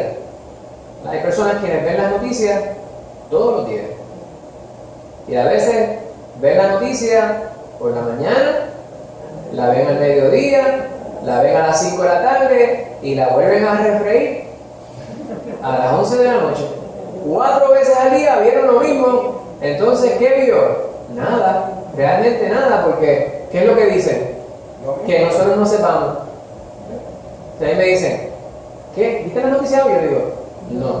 Hay veces que yo las veo, pero si no las vi, me dicen, ¿qué tú crees que dijeron ahí? Yo digo, pues, lo más seguro mataron como 5 o 6 el fin de semana. Hubo 800 accidentes en la carretera. Tiene que haber habido algún tipo de énfasis en el feminicidio. Quizás están hablando en algún momento de que ha habido una redada en algún caserío. Ciertamente puede que hayan hablado sobre el aumento que va a haber del agua o de la luz. Apagones. ¿Vale? Todas esas cosas, a lo que voy con esto, es que puede que usted esté viendo las noticias 4 veces en el día y están presentándole la misma noticia 3 y 4 días para venderle un producto, porque la realidad ellos no están interesados en que usted sepa lo que está pasando, es que usted esté pegado al televisor para venderle los productos del supermercado, para venderle un producto particular, porque los anuncios están ahí por alguna razón. Entonces hay más anuncios que contenido de las noticias. Y usted, no obstante, usted se queda ahí como buen soldadito. Yo quiero ver las noticias porque lo más seguro van a decir algo diferente. Ahí dijeron lo que yo dije de ayer. Pero tal vez no somos tan consecuentes en la lectura de la Biblia. Si sacáramos 4 veces al día para leer 5 o 6 versículos, estoy diciendo, es más, un pasaje bíblico que usted diga, este mismo pasaje bíblico lo voy a leer 4 veces hoy, justo antes de las noticias. Vea las noticias, no estoy diciendo que no las vea, si no las ve mejor. Que no vean nada, que no vean nada. Pero, ¿verdad? Vamos a imaginarnos que hubiera algún tipo de beneficio en ello. Yo no voy a decir lo que usted no debe hacer. No, voy a partir desde ahí. No le voy a decir no haga, pero sí le voy a decir qué debe hacer. Deberíamos dedicar más tiempo a la lectura de la palabra. Hay que ser diligentes. Dios, con su Espíritu Santo, con la ayuda del Espíritu Santo, nos ayuda a interpretar lo que Él mismo inspiró. Nos ayuda a entender e internalizar lo que Él mismo le inspiró a estos varones a través de los tiempos para que fuera de bendición para nosotros. Ahora, para nosotros poder realmente recibir el beneficio mayor, tenemos que ser diligentes en estudiarla. Pero Santiago dice que debemos hacer más que eso, ¿verdad? No debemos ser solamente lectores, él no dice lectores, él dice oidores. No debemos ser solamente oidores ni lectores de la palabra, debemos ser hacedores de la palabra, ¿verdad? Porque de otra manera nos estaríamos engañando, diría Santiago. Pues es importante que consideremos esto, ¿verdad? Entonces, cuando decimos que la Biblia está escrita en un lenguaje accesible, es que no es un lenguaje rebuscado. Hay una palabra, ¿verdad?, que usted dice, ¿qué significa denuedo? La palabra denuedo, yo la aprendí leyendo la Biblia. ¿Verdad? Debemos actuar con denuedo. ¿Qué significa denuedo? Valentía. Con valentía. ¿Verdad? Y hay cierto vocabulario que es típico de la Biblia. Y si hay palabras que usted no entiende, pues no hay nada malo que usted vaya al diccionario de la Real Academia Española, pero el diccionario bíblico, que recomendamos también, pero hay muchas palabras que usted en un diccionario común o lo puede googlear. Lo busca y dice la palabra tal, significado, y va allí y le va a dar varias opciones. Y usted, en la inteligencia que Dios le ha dado, usted dice, ¿cuál de estos significados es que realmente parece aplicar más aquí? Entonces allí podemos aprender más. Y fíjense, tiene que ser algo interactivo. Porque hay personas quienes consideran, dicen, a mí no me gusta leer porque me duermo. Deje de leer en la cama. Deje de leer en la cama. Pero es que también me siento en el escritorio y me duermo. Pues comer unos granos de arroz allí, siéntese en pantalones cortos para leer. Ay, que es incómodo, seguro, pero no se duerme. Haga algo, ¿verdad? Suena jocoso eso, pero a veces es que estamos haciendo algo que sabemos que no funciona, pero seguimos haciendo lo mismo para ver si no funciona. Hay ciertas cosas que si queremos hacerlas y tenemos mucho interés en hacerlas, buscamos la forma de poder hacerlo. ¿Es o no es cierto? Yo sé que la lectura de la palabra siempre va a ser de bendición. Amén. Ahorita les dije, no le puedo decir que no vea las noticias. Puede que haya algo en la noticia que le diga una información que le sea de utilidad. ¿Verdad? Usted vive en Isabela o vive en Aguadilla y puede que a través de uno de los medios noticiosos le dice noticia de última hora, menciona la autoridad de productos y alcantarillado, el servicio de agua potable en los sectores tal más cual y qué sé yo qué en Isabela será interrumpido desde mañana a tal hora. Si usted no está viendo la noticia en ese momento, ¿no? Usted puede que se haya beneficiado de ello. No siempre va a suceder eso, pero en la palabra siempre va a haber bendición. En la noticia puede que de momento, por casualidad, usted reciba una bendición, como la que le acabo de decir, si se diera. Pero en la Biblia, usted no tiene que adivinar. Usted sabe que siempre que usted lea la palabra con la intención de recibir bendición, lo va a recibir. Hermana Casimira, te levanto la mano. Sí, yo relaciono mucho para así activar ese deseo, esa hambre de la palabra con los acontecimientos que están, por ejemplo, en estos días. Ahora mismo, ¿de qué se está hablando mucho en las noticias? No sé, aquí, en los noticieros de aquí, pueda que lo digan, pero lo que sí se está hablando fuera y se está mencionando por toda parte, lo que usted dice, promocionando eso para que se venda un artículo. Lo que se está promocionando ahora es el eclipse que va a haber el día 8. Y yo lo que hago, entonces me voy a la Biblia y busco en Lucas, y ahí Lucas te habla de ese acontecimiento, que para estos tiempos que habrían señales en el cielo, que los astros se iban a oscurecer, y eso es lo que está pasando en estos días. Todo el mundo está interesado en eso, pero no es lo que dice Dios. Exacto, pues es bien importante, ¿verdad? Es bien importante acercarnos a la palabra con mayor énfasis que las cosas del mundo. Y ahí me doy cuenta de que Dios no, todo lo que se está viendo ahora no es improvisado.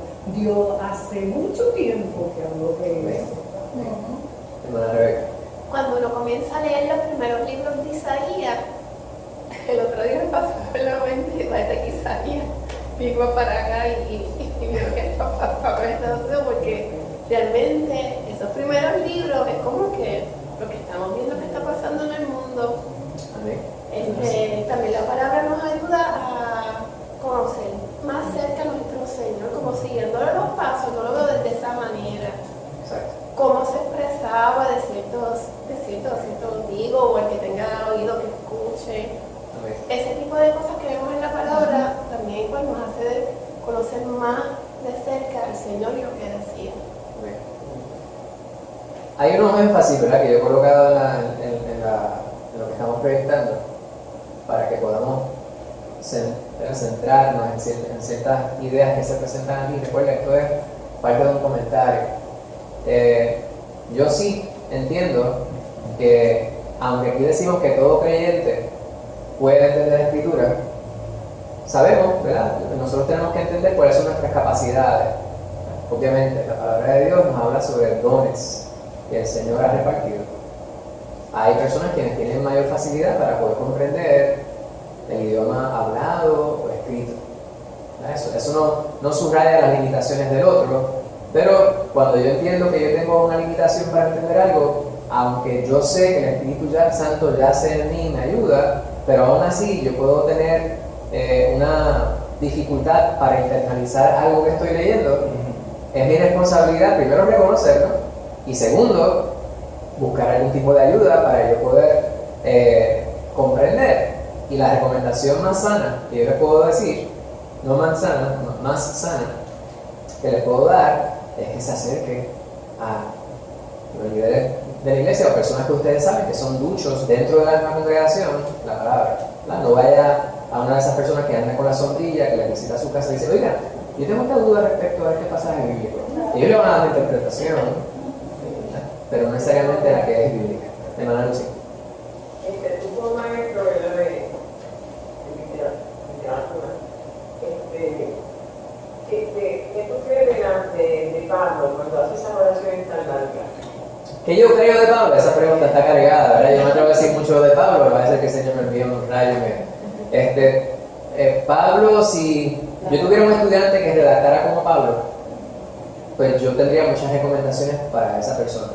¿Verdad? Estoy seguro que realmente mi opinión respecto a la manera que Pablo redactaba o narraba no tiene ninguna diferencia respecto a la bendición que recibimos de su palabra, pero hay una situación respecto a cómo se construyen las oraciones, y lo hemos comunicado otras veces. Las oraciones de Pablo son extensísimas, pero yo creo que eso comunica la profundidad de su pensamiento, ¿verdad?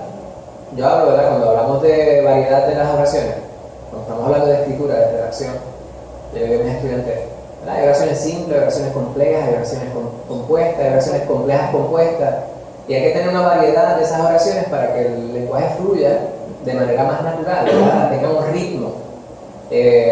Y un punto y coma comunica una idea. Tú tienes dos cláusulas, que son un sujeto, un verbo y un objeto. Por sí sola pueden ser oraciones.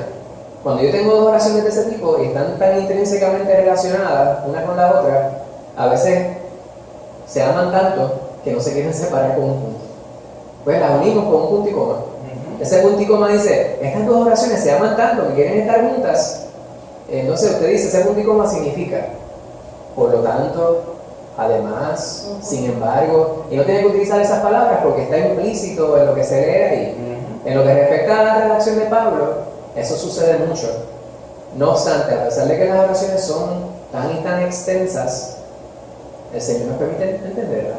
Las vemos, ¿verdad? Y vemos la complejidad del pensamiento que Dios le inspiró a este santo varón, ¿verdad? Así que no me atrevo a criticar la redacción de Pablo porque entonces voy a recuerdo yo. Pero sí, hay oraciones que son tan extensas que a veces tenemos que regresar al principio para saber qué es lo que realmente se estaba hablando. Y tal vez eso es un buen ejercicio, ¿verdad? Tal vez es un buen ejercicio. No sé si eso contesta su pregunta. Pero Pablo tiene A. Gloria a Dios. Pues vemos aquí otro énfasis. Dios mismo a nuestro lado, ayudándonos a interpretar cada palabra. ¿Quién es ese? Pues el Espíritu Santo. Amén. El Espíritu Santo está con nosotros, ayudándonos a entender. Vamos a ir a un pasaje bíblico, ¿verdad? Esto ya lo hemos mencionado. Nuevamente, hemos hablado sobre la inteligencia. Hay palabras que hoy día no se pueden utilizar porque la gente se ofende. Había un tiempo que solamente eran inteligentes los que sabían de matemáticas y ciencia. Esos son bien inteligentes, ¿verdad? Y no hay una inteligencia espiritual como tal, pero yo hallo que la sabiduría es más importante que la inteligencia. Yo decía, pastor, y yo tenemos unas conversaciones y hablamos de unas personas en particular, que decía, hay una persona que para ser tan inteligente hace un papel de idiota increíble, ¿verdad? Y entonces eso lo vemos mucho. Eso, y la palabra nos dice, ¿verdad? Que queriéndose hacerse sabios, se hicieron necios. Porque ser inteligente no es lo mismo que ser sabio. No, ¿cuál es la diferencia? Pues, pero escucha. Ser inteligente no necesariamente la persona sabia ni sabia es porque sea inteligente. Muy bien.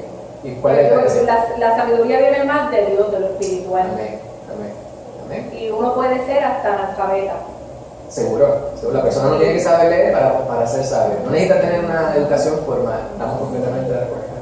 La inteligencia representa unas capacidades que puede tener la persona. Antes se pensaba que era el conocimiento del individuo, ¿verdad? Pero hay inteligencias múltiples. Pues una capacidad que tenga alguien se considera una inteligencia. Sin embargo, la sabiduría, la realidad es que la verdadera sabiduría viene de Dios, como dice mi hermana Loriana. Pero en lo secular, consideramos una persona sabia también cuando tiene experiencia. Una persona que tiene experiencia y sabe cómo actuar en una situación particular, decimos que eso es sabiduría, ¿verdad? Aunque no sea sabiduría escritural. Hermana Casimira, te voy a dar una palabra. Sí, eso mismo que usted acabó de decir. El que tiene sabiduría es el que puede interpretar cierto consejo y poderlo vivir y poderlo adaptar a su vida. Amén. Ese es el sabio, saber entender, por ejemplo, cuando la Biblia nos habla a nosotros, que en verdad nos está diciendo cuál es el consejo que la Biblia nos está dando y cómo nosotros poderlo adaptar a nuestra conducta, a nuestro pensamiento, a nuestra manera de razonar. Amén. Cómo nosotros tenemos que aplicar ese consejo que nos da la Biblia. Amén. Amén. Vamos a ir a unos pasajes bíblicos. Tenemos 3 pasajes bíblicos que vamos a considerar. Este está dividido en 2, así que necesito 2 voluntarios para leer 1 Corintios 2. La hermana Rebeca, no sé cómo quiere que la llamemos hoy, Rebeca o Rosana. La hermana Rebeca, pero para que la hermana Rosana podamos mencionar su nombre también, pues la hermana Rebeca lee del 7 al 10 y la hermana Rosana lee del 14 al 16.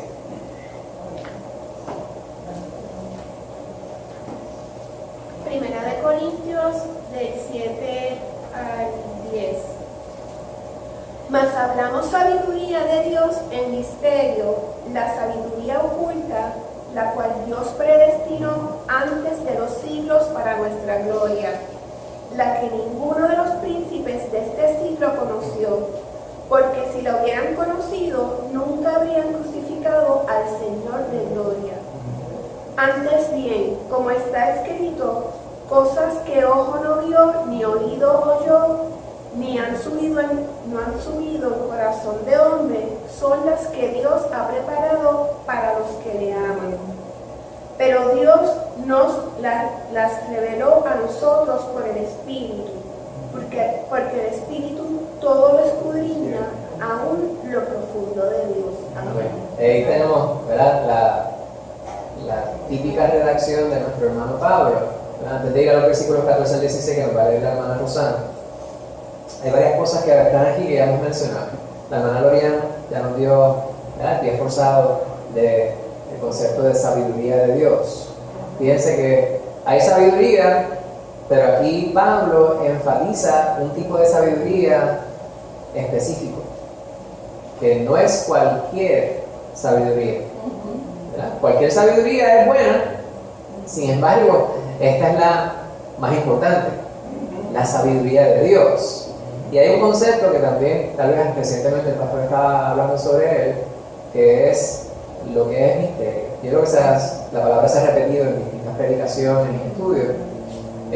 Lo que es misterio es un género literario, ¿verdad? ¿A usted le gustan las novelas de misterio? Hay personas que tienen distintos entendimientos respecto a eso, pero eso no es lo que se está hablando aquí. Un misterio en el sentido, en el concepto, en el contexto que se utiliza en la palabra en esta carta, significa algo que está oculto. No revelado. Exacto. Y si nosotros no lo entendíamos, cuando usted va al pasaje, Pablo nos explica. ¿Verdad? Dice, sabiduría oculta. Dice que bueno es Pablo, ¿verdad? Que decía, yo sé que no va a entender lo que significa misterio, y le voy a decir lo que significa. O sea, es algo que está oculto. Pero, para nosotros, no está oculto, dice él. Nos es revelado por la sabiduría de Dios. Sin embargo, permanece oculto, sigue siendo un misterio para otros. Y fíjense, Pablo establece la comparación. Él habla de príncipes, ¿verdad? Príncipes de este siglo. Y él no está hablando necesariamente sobre la aristocracia, él está hablando de personas en posiciones de privilegio, ¿verdad? Las personas en posiciones privilegiadas, gobernantes, las personas que están en lugares de poder, de liderato, en distintos lugares.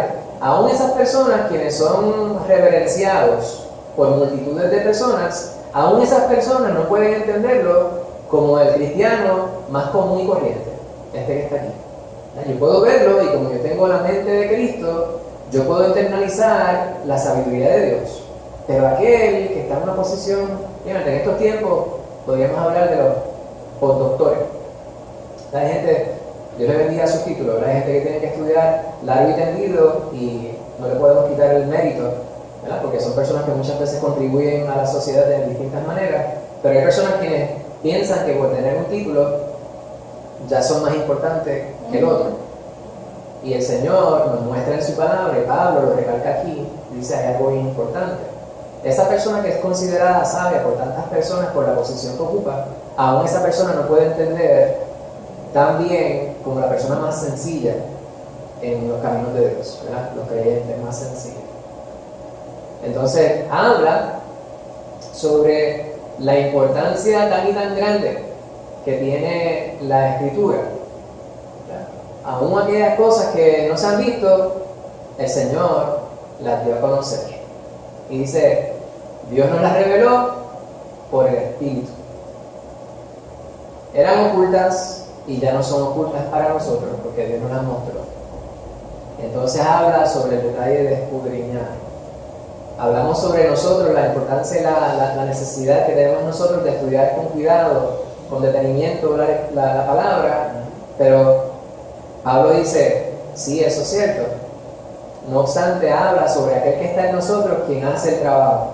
Amén. Todo lo escudriña, todo lo evalúa minuciosamente, aún lo profundo de Dios. Vamos a ir sobre esto nuevamente, luego de que consideremos lo que va a leer nuestra hermana Rosa.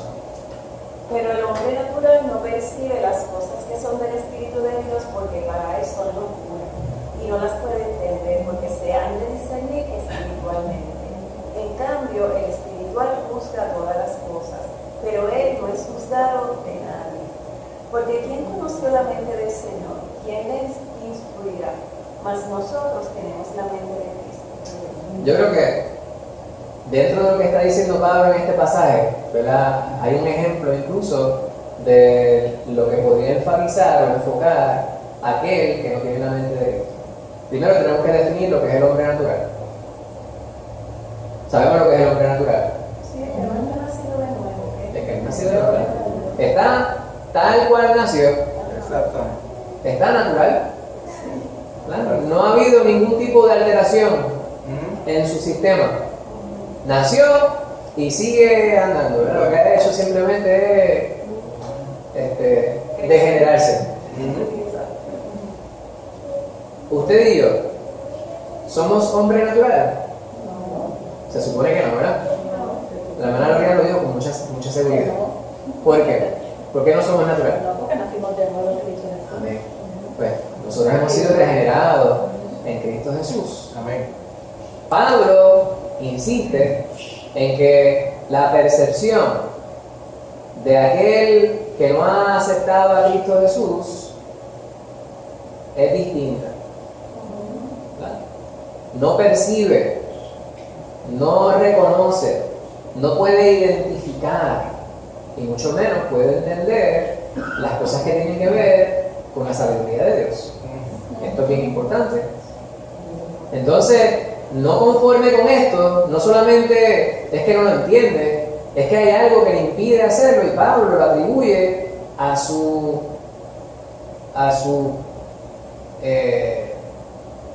entendimiento respecto a eso que no entiende como algo que es referente a la locura. Dice, no solamente que es tan y tan difícil de entender, es que simplemente lo descarta, porque dice, eso no tiene ningún tipo de sentido, eso es cosa de loco. ¿Cómo es eso que lo que dice aquí? ¿Verdad? Ahora, hay algo que se dice aquí, que alguien que fuera uno de estos cínicos, ¿verdad? Estos hombres naturales, que van a la palabra y dicen, ¿ves que la palabra se contradice? No es verdad que allá en Mateo 7 dice, no juzguéis para que no seáis juzgados, porque con la verdad con que juzguéis os será juzgado. Pero aquí dice, el espiritual lo juzga todo. O sea, ¿será que ese espiritual no ha leído cuando la palabra dice que no juzgues para que no seas juzgado?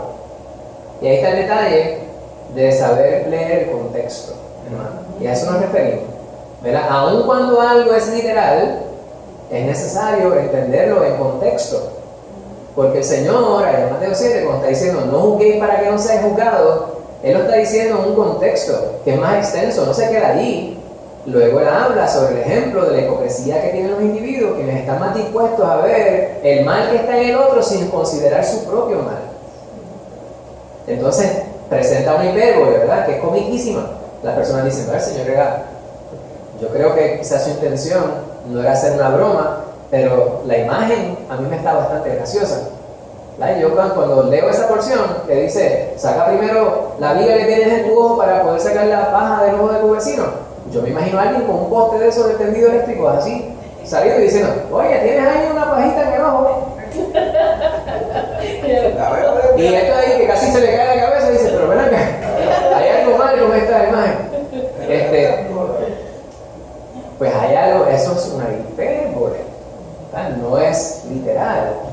Y entonces cuando dice no juzgues, está hablando sobre algo particular, está diciendo, yo lo entiendo cuando veo la palabra, no es que el Señor me está diciendo no juzgues en lo absoluto, porque parte de nuestra naturaleza humana es que observamos, ¿verdad? Usted tiene 5 sentidos. Unos funcionan más que los otros, pero con esos 5 sentidos nosotros juzgamos. Usted entra y dice, qué frío está aquí, ya usted está juzgando. Entonces, el juzgar es que usted está evaluando, usted está percibiendo, eso es natural en nuestra vida. Ahora, el Señor lo que está diciendo es, dado que vas a juzgar, tienes que estar dispuesto a que los demás te juzguen también. Pero entonces cuando Pablo aquí dice, lo juzgas todo, salvo no eres juzgado por nadie. Lo que significa esto es que tú juzgas desde la perspectiva espiritual porque tienes la mente de Cristo, pero aquellos quienes te rodean no pueden hacer lo mismo contigo porque están en su naturaleza original, ¿verdad? Estoy seguro que había otras interpretaciones, ¿verdad? Pero esto es una interpretación que nos parece espiritual y esa es la manera que tenemos que acercarnos a la palabra. Vamos a interpretar todo en la palabra que se preste para algo más allá de lo literal desde la perspectiva espiritual. No podemos ser livianos respecto a la palabra. Hay personas que interpretan la conveniencia para justificarse y no se trata de eso. Pues yo voy a ver cuáles son las partes que le aplican a la hermana Casimira. Entonces, ¿y para mí qué? Pues yo necesito en todo momento evaluar la palabra desde esa perspectiva. Pues dice, ¿quién conoció la mente del Señor? Y esa es una pregunta retórica. Nadie ha conocido la totalidad de la mente del Señor, pero la palabra nos dice que tenemos nosotros la mente de Cristo. Pues si usted tiene la mente de Cristo, usted tiene un conocimiento respecto a su mente. No obstante, la palabra nos dice que los pensamientos de Dios son más altos que nuestros pensamientos, sus caminos son más altos que nuestros caminos. Pues sabemos que a pesar de que nosotros contamos con el entendimiento divino para poder interpretar su palabra, jamás nos acercamos ni siquiera a una pizca, ¿verdad? Al uso apropiado, completo de ese entendimiento. No nos da nuestra naturaleza para ello. Bendito sea el Señor. Pues mire, adelante. Podemos decir que entonces tenemos la mente de Cristo porque es el Espíritu Santo que está en nosotros, que es Dios. Es Cristo mismo morando en nosotros. Que tenemos que discernir su voz y así obedecer, ¿verdad? O sea, así podemos hacer lo que Dios quiere. Como tú ves aquí, es bien importante, ¿verdad? La pregunta que se formula. ¿Quién conoció la mente del Señor? ¿Quién le instruirá? Ahora, no ningún hombre realmente ha conocido la totalidad de la mente del Señor, sin embargo, la mente de Cristo está en nosotros, que es la mente del Señor. Pues es bien importante que nosotros conocemos nuestra limitación, pero reconocemos que a pesar de nuestra limitación, estamos capacitados para poder internalizar la bendición de la palabra. Me parece que ese es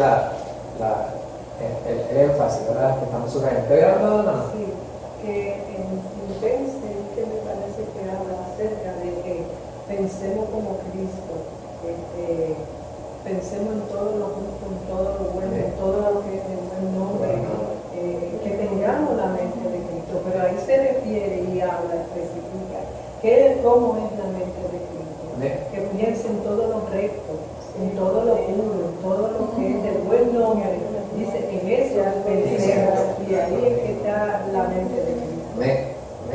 La mente de Cristo se ve reflejada en nuestras acciones, lo debe verse reflejada en nuestras acciones si estamos nosotros en comunión con Él. Pues sabios no pueden entender sin la ayuda del Espíritu Santo. Y esta sabiduría que tienen los santos, o los supuestos sabios, perdonen, es lo que les impide a ellos entender lo que el Señor realmente quiere decir. Fíjense. Filipenses 4:8. Filipenses 4:8, gracias María. Pues vemos el obstáculo más grande para los individuos, ¿verdad? Quienes se autoconceptúan ser sabios. Esto lo hemos dicho en distintas ocasiones. No hay peor estudiante que el que piensa que se lo sabe todo. Si usted piensa que se lo sabe todo, usted no es estudiante, usted debe ser maestro. ¿Verdad? Y no estamos diciendo que los maestros se lo saben todo, el maestro es un facilitador. Sin embargo, hay maestros que tienen un trabajo cuesta arriba, porque se sientan 3 allí que se lo saben todo y enseñan así pueden. Y por lo general no se sientan allí. Vamos a ver, no voy a decir que se sientan atrás, porque hay gente que puede ceder por aquello. En la no vamos a hablar sobre eso. Pues, el misterio de la salvación. ¿Cuál es el misterio de la salvación? Te dice, ¿qué misterio? Yo conozco cómo es que se llega a ser salvo, pero ¿sabe que la salvación es un misterio? Para nosotros no lo es, porque el Señor nos lo ha revelado. Y a veces usted dice, es que, ¿cómo es que la gente no entiende? Es un misterio para ellos. Pero hermano, tiene que darle un poquito de beneficio de la duda, ¿verdad? Porque la mayor parte del mundo está completamente engañado. Exacto. Bueno, hay personas quienes tienen distintas teorías, que se puede ser salvo de esta manera, de aquella manera, de la otra, y usted dice, pero es que no, ninguna de esas cosas aparece en la Biblia. La palabra de Dios, que es inspiración divina, nos dice, pero usted lo sabe porque Dios le ha dado su espíritu. Y nosotros tenemos esa gran bendición, tenemos esa gran ventaja, hermano. Y a veces no utilizamos esa bendición. Es tan fácil que no se puede creer, es un misterio. Seguro. Que la gente en general no.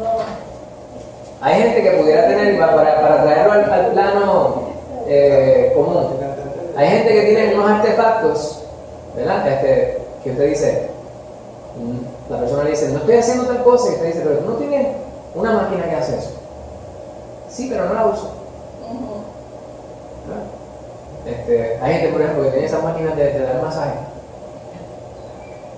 que lo que, ¿verdad? De distintas velocidades, electrónicas, digitales, con distintas aditamentos que se colocan para qué sé yo qué, para darle cosquillas, qué sé yo, para masajear, no sé cuántas cosas más. Dice, ay, es que tengo un dolor aquí y un dolor acá, y dice, pero tú no me quieres masaje. Sí, pero yo no la uso. Ah, pues está bien.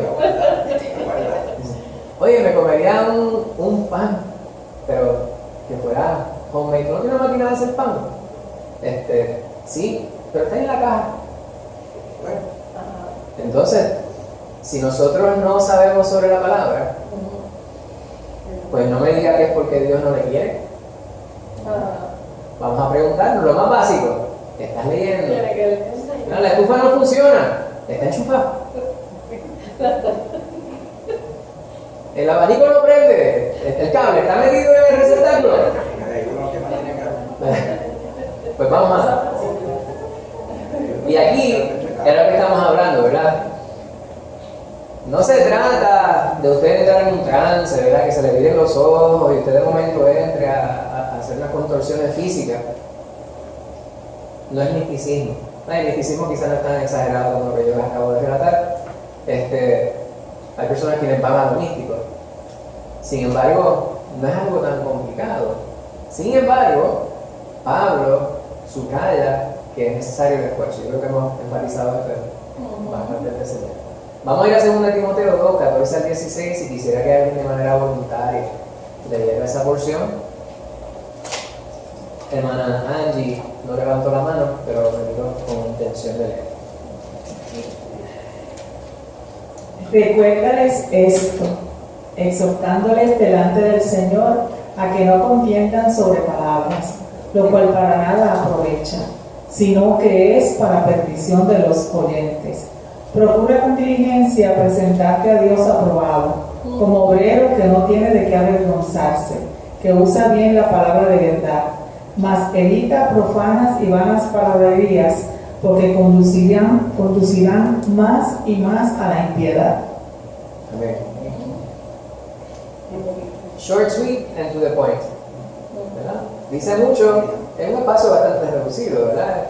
Bastante bastante información, pero hay un énfasis importante. Hablando a Timoteo como pastor, está diciendo, aquellos a quienes tú diriges, haz un énfasis, recuérdales, insiste en esto que te estoy diciendo, subráyale para que ellos no se olviden. Y si se les ha olvidado, pues tú repíteselo, recuérdaselo, haciendo énfasis en ello, que no contiendan sobre palabras. Entonces, a veces yo uso la palabra debate, ¿verdad? Pero no me refiero a esto. Cuando yo digo, no vamos a debatir sobre este punto, es que no nos vamos a quedar dilucidando si el punto es este o el otro. Eso no es lo que está diciendo Pablo aquí, porque a mí me parece que es bien importante y nos beneficiamos mucho cuando podemos decir, claramente qué se dice aquí, ¿verdad? Y a veces la hermana Casimira me dice, manito, ¿qué significa esto? ¿Verdad? Me parece que eso es bien importante, que nosotros podamos puntualizar la especificidad respecto a aquello que estamos presentando.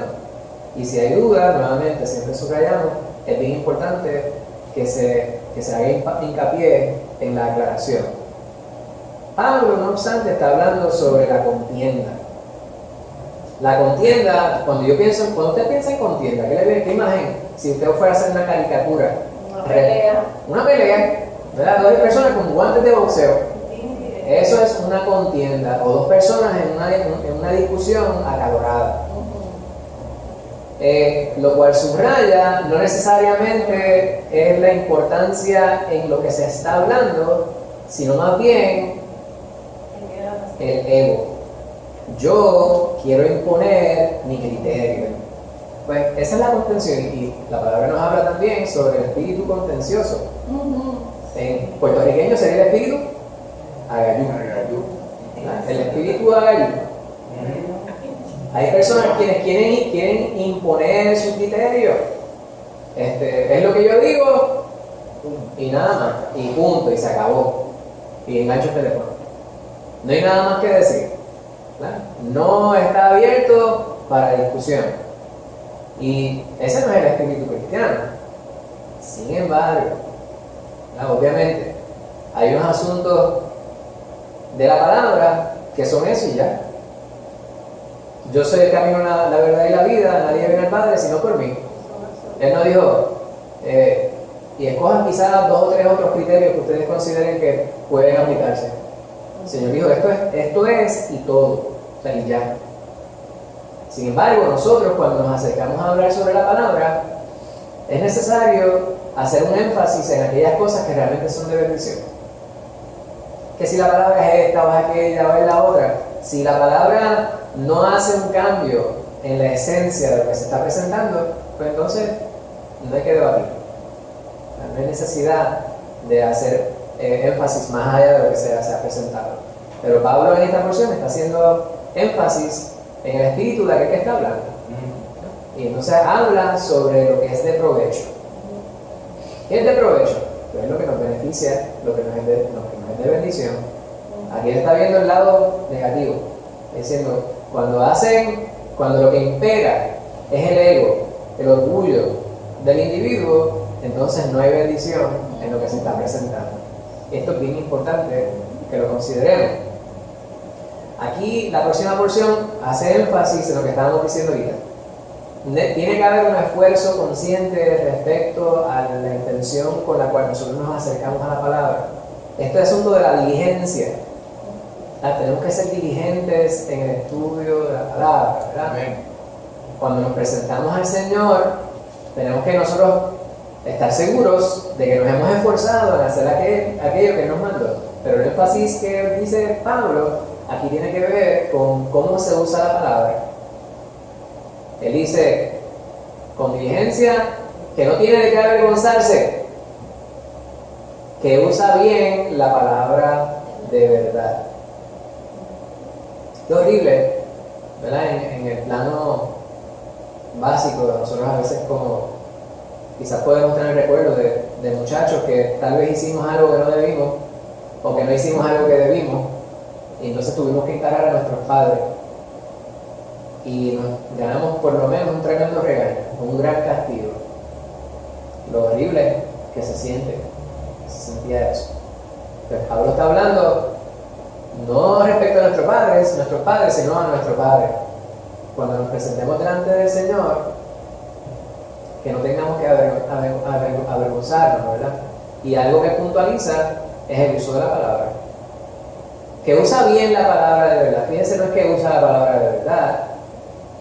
Él da un calificativo adicional. No es que use la palabra, es que la usa bien.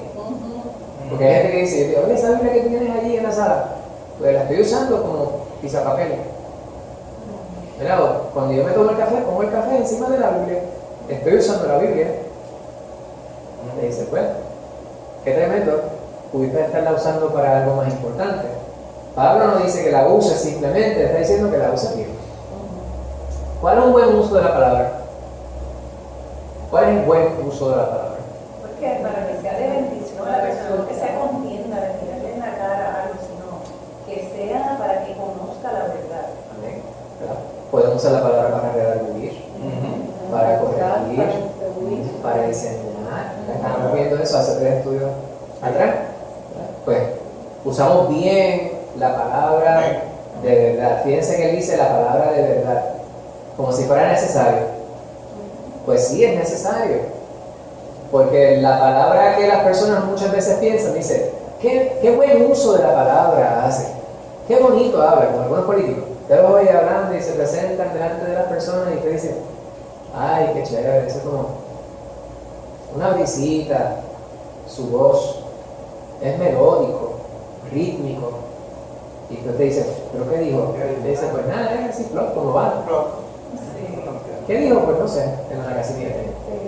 Yo creo que cuando uno habla la palabra de verdad, primero yo que soy la fuente que voy a proveerle la debo yo de experimentarla y vivirla para que sea verdad, primero en mi vida y luego en los demás.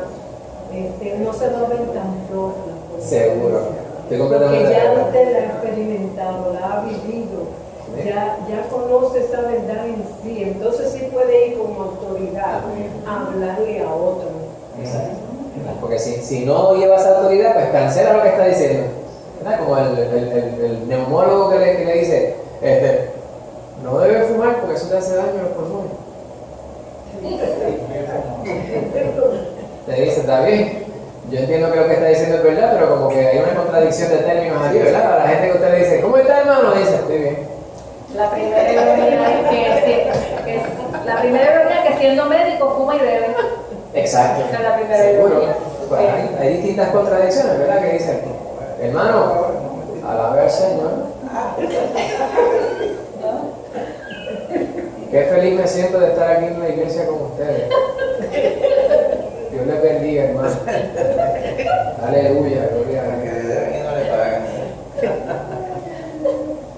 Parece una broma, pero hay instancias en las cuales eso se da, ¿verdad? Y es importante que nosotros nos hallemos, ¿verdad?, en la verdad del Señor. Pues, otra exhortación, ¿verdad?, otra advertencia que le presenta Pablo en esta porción, que le da mi hermana Angie, es algo que debemos evitar: las vanas y profanas palabrerías. Lo que debemos hablar, lo vamos a hablar con sustancia y a conciencia de que estamos hablando la palabra de Dios. Por lo tanto, ahí hay otra contradicción. Si estamos utilizando palabras profanas, y lo que es profano no es solamente lo puntual en lo que respecta al, perdón, que utilicé una palabra de domingo, ¿verdad?, el léxico. Hay ciertas palabras que decimos, eso no es una palabra. Sí, eso es algo que pudiera catalogarse como profano. Sin embargo, hay palabras que dentro de un contexto no necesariamente tienen por qué ser consideradas profanas. Me explico. Hay ciertos temas de los cuales pensamos que no se debería hablar en la iglesia. ¿Por qué? Porque usted dice, aquí venimos a hablar, ¿verdad?, sobre la palabra, pero en la iglesia es donde se reúne el cuerpo de Cristo. Y en la palabra de Dios se discuten todos los temas habidos y por haber. Así que si yo vengo a hablar sobre la homosexualidad como un chiste, pues entonces ya eso es profano. Sin embargo, cuando yo veo la palabra y me dice, ¿sabes qué? Es necesario exhortar a la iglesia para que sepan cuál es el uso correcto del cuerpo del hombre y de la mujer. ¿Qué significa el matrimonio? y debemos denunciar la homosexualidad. Pues estamos hablando de la homosexualidad, pero ahí dentro del contexto de la palabra, por lo tanto, el concepto que se está discutiendo ya no es profano, ¿verdad? Entonces, vano es cuando simplemente se dicen las cosas por decirlas. No hay un contexto, y el contexto mucho menos es uno de bendición para los oyentes. Pues es necesario acogernos, atenernos, apegarnos a la palabra de Dios tal y cual está escrita para que sea de bendición, ¿verdad? Si utilizamos la palabra mal, no hacemos buen uso de la palabra, lo que podemos inferir de lo que está diciendo Pablo aquí es que llevará a las personas a cada día a alejarse más de Dios, más y más a la impiedad, ¿verdad? La impiedad no solamente tiene que ver con el comportamiento de los individuos, que sí lo es, pero simplemente refleja y subraya una vida que está de espaldas a Dios. ¿Amén? Amén. Pregunta, duda. Muchas de esos predicadores que yo he oído que son muy comunes hoy día, ellos leen el texto en el cual ellos dicen que van a predicar, pero cuando usted empieza y dejan el texto botado y eso ya habla y del testimonio de ellos y los chistes y un montón de cosas, pero no se habló de lo que se dijo. No, lamentablemente eso se da demasiado. ¿Verdad? Y tergiversan la palabra también, la utilizan según una agenda que ellos puedan tener. ¿Verdad? Y sabemos de muchísimas doctrinas y no vamos a ejemplificar ninguna, pero hay muchísimas doctrinas que se apegan precisamente a ese estilo, ¿verdad? Puede que tengan una palabra que otra que es extraída de la Biblia, pero sacada fuera de contexto, entonces ellos manipulan, tergiversan la palabra y viene a ser vana. Pueden utilizar la misma palabra de Dios, pero la hacen vacía porque realmente no está en el contexto que Dios pretende como bendición para nosotros. Bueno, yo creo que todo lo que está aquí lo hemos subrayado, hermana Rosana. Sí, que algo profano también, derivado puede ser una falsa enseñanza, porque aquí mismo en el verso siguiente da el ejemplo de lo que estaban diciendo que la resurrección ya se había efectuado.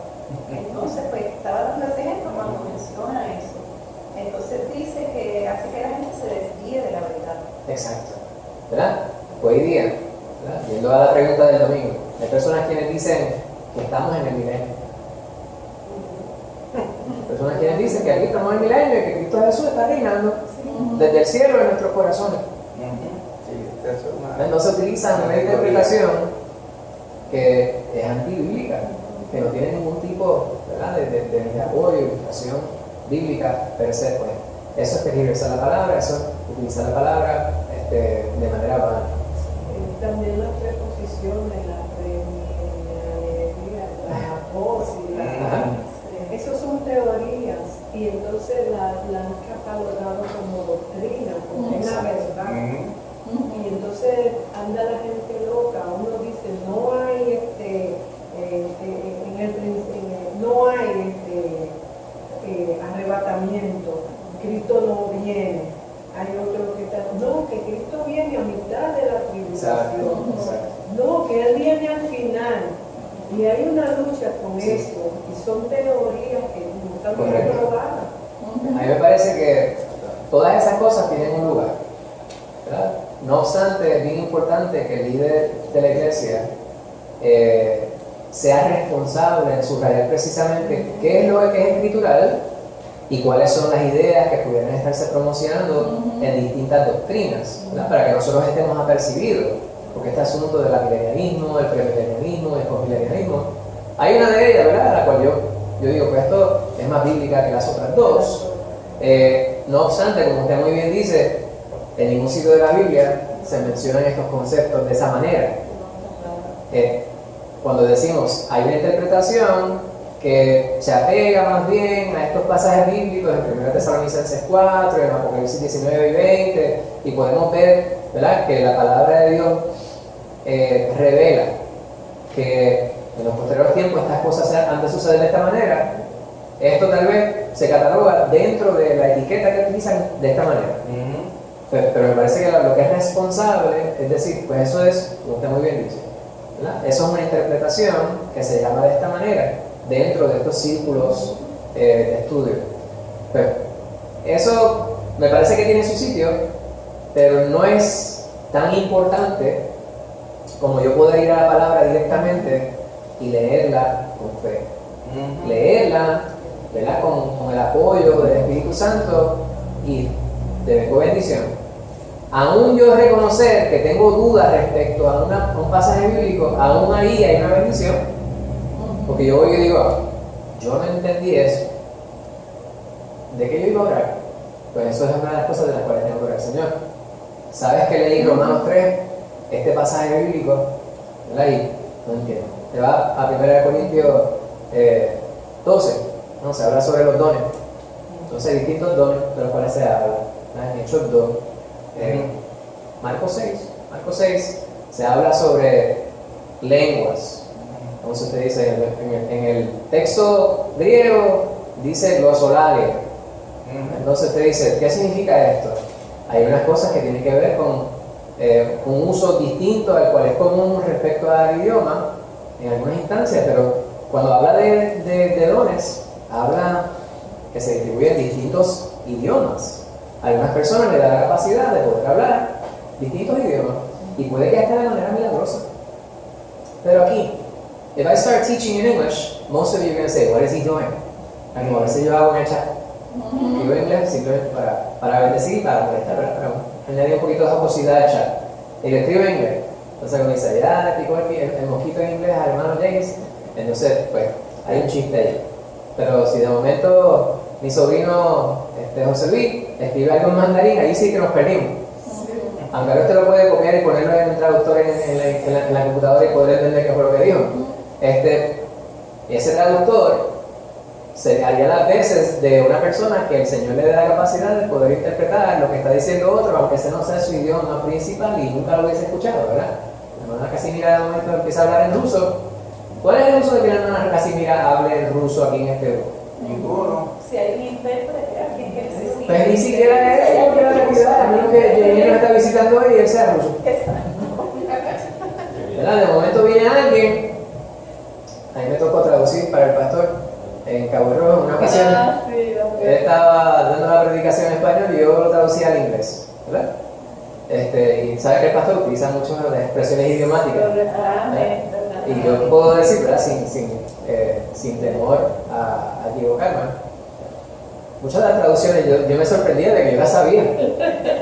¿Verdad? Yo soy maestro de inglés, sin embargo, él estaba diciendo unas cosas y yo decía, aquí me voy a trancar 500 veces porque usa tantas y tantas expresiones idiomáticas, va a salir lo de añasco y va a empezar a presentar allá, a utilizar, y todo fluyó muy bien y yo me quedé muy sorprendido, agradablemente sorprendido, porque fue el Señor. Yo estoy tratando de decir, porque el Señor nos utiliza, el Señor nos utiliza, y ese es un don que el Señor nos entrega, nos provee. Traducir en vivo son bien difíciles. Sí, y a veces él estaba hablando y yo podía hablar a la misma vez que él estaba hablando y yo decía, era algo que no habíamos hecho antes, no estaba practicando. Ese mismo día viene el pastor de Cabo Rojo y dice, James, necesito que traduzcas a Tito mientras él está predicando. Pues está bien, pero me trató bastante bien. Pues hay gente que dice, si tú no hablas en lengua, lo que ellos llaman lengua, no tienes el Espíritu Santo. Esa es una doctrina falsa, es una tergiversación de la palabra. Vamos a terminar, hermano, en Juan 14, 16 a 17, adelante. Es bien jocoso decir eso, porque ya desde el momento que tú vienes a Cristo, desde ese mismo momento eres sellado con el Espíritu Santo. Exacto. Y así que por no hablar en lengua, no tiene el Espíritu, está cayendo en un error. Sí. Porque desde el momento que viniste a Cristo y te arrepentiste y lo confesaste como tu Señor y Salvador, dice en Efesios que eres sellado con la carga del Espíritu Santo. Amén. Y aparte de eso, ¿verdad? Esta creencia que muchos tienen de que lenguas es hablar de una manera inteligible. Ininteligible, debo decir. Que la gente no nos puede entender. Pero, ¿qué uso hay en eso? Que yo de momento tengo unas contorsiones y empiezo a hablar de una manera que ustedes no me entiendan. Hay unos lugares donde eso pues, es movido por el sensacionalismo, lamentablemente. No es bíblico. Y por eso es necesario acercarnos a la palabra, procurando ser aclarados e iluminados por el Espíritu Santo para poder internalizar lo que el Señor quiere para la bendición nuestra y de los demás. Termino con estos pasajes que están en Juan 14, palabras de nuestro Señor Jesucristo. Dice: yo rogaré al Padre y os dará otro consolador. ¿Cuál es la Parácletos. Yo siempre digo paracletos. El parácletos, el que anda al lado nuestro, lo que significa compañero de camino, para que esté con vosotros unos cuantos días, para siempre, el Espíritu de verdad, el cual el mundo no puede recibir. ¿Quién es el Espíritu de verdad? Pues el Consolador, el Espíritu Santo, el cual el mundo no puede recibir porque no le ve ni le conoce, pero ustedes lo conocen porque vive en ustedes y estará en ustedes. Amén. Importante, ¿verdad? Y él está hablando del futuro en ese momento porque él todavía no se ha ido con el Padre. Cuando él se vaya, en ese momento, entonces vendrá el Consolador. El Consolador está con nosotros, hermano. Y yo creo que eso es motivo para nosotros alegrarnos todos los días. De momento nos ponemos tristes, tendremos razón para nosotros poder lidiar con la tristeza, con la soledad, con la ansiedad, con las situaciones. Seguro, tenemos más que suficientes herramientas, pero tenemos que siempre estar enfocados en lo que realmente merece nuestra atención, enfocados en la bendición que es tener a Cristo Jesús en nosotros. Versículos 25 y 26 del capítulo 14 de Juan dice: os he dicho estas cosas estando con ustedes, mas el Consolador, el Espíritu Santo, a quien el Padre enviará en mi nombre, Él les enseñará todas las cosas y les recordará todo lo que yo les he dicho. Hablándole a los discípulos en ese momento, pero aplica a nosotros, porque si el Consolador estaba con ellos y está con nosotros, pues entonces Él nos enseña a nosotros lo que le enseñó a los discípulos. Y aparte de eso, lo más importante que debemos recordar, ¿verdad? El domingo tenemos unos estudios, el tema es todo acerca de Jesús. Y yo lo retitulé: lo más importante acerca de Jesús. Pues la Biblia nos presenta lo más importante respecto a Jesús. Y lo que debemos saber, el Consolador, el Espíritu Santo que mora en nosotros, está haciendo hincapié todo el tiempo. Jesús no nos ha dejado solos para entender su palabra, nos ha enviado el Parácletos para que podamos nosotros entender aquellas cosas que pudieran ser de difícil entendimiento. Aunque las cosas sean complicadas, complejas, no tenemos que depender de nuestra inteligencia en lo humano, sino que el Señor nos da entendimiento revelándonos aquellas cosas que para muchos están ocultas. Para el hombre natural, estas cosas son imperceptibles o son inentendibles, debo decir. Sin embargo, para nosotros hay tantas cosas que usted dice: eso es tan y tan sencillo, ¿cómo es que no lo ven? Pues para nosotros es sencillo ahora, pero antes de estar en Cristo Jesús no era tan difícil como es para la persona común. Amén. Amén.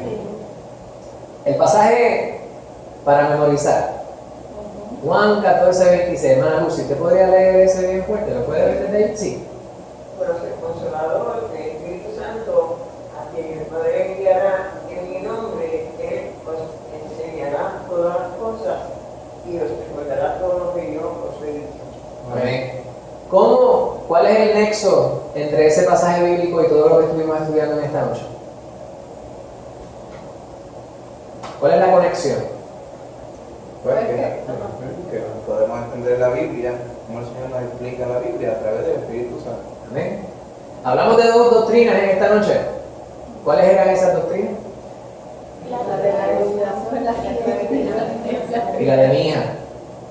la de la claridad. Sí. ¿Verdad? La doctrina de la claridad y la doctrina de la iluminación, ¿verdad? Que complementan la que estuvimos estudiando hace 3 semanas, y la doctrina de Inspiración.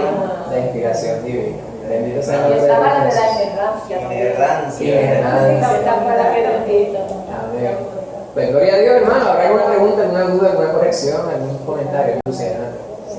Yo últimamente me he dado cuenta de que hay muchas doctrinas que influencian el entendimiento de la Biblia. ¿Qué es sobre eso?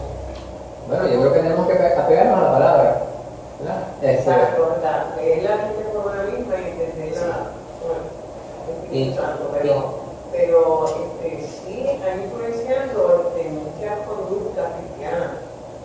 Sí, porque la misma palabra, cuando nos acercamos a la palabra, pues la palabra ya nos advierte que esas cosas habrían de suceder, ¿verdad? Vendrá la apostasía. Y la apostasía tendrá que ver, el pastor estaba haciendo hincapié hace un ratito, diciendo, mientras estábamos en el devocional, ¿verdad? Va a llegar el momento, la palabra de Dios nos dice que la gente, mira, le van a picar los oídos y van a decir, es que esto es lo mismo, yo voy a la iglesia y siempre me están hablando de lo mismo.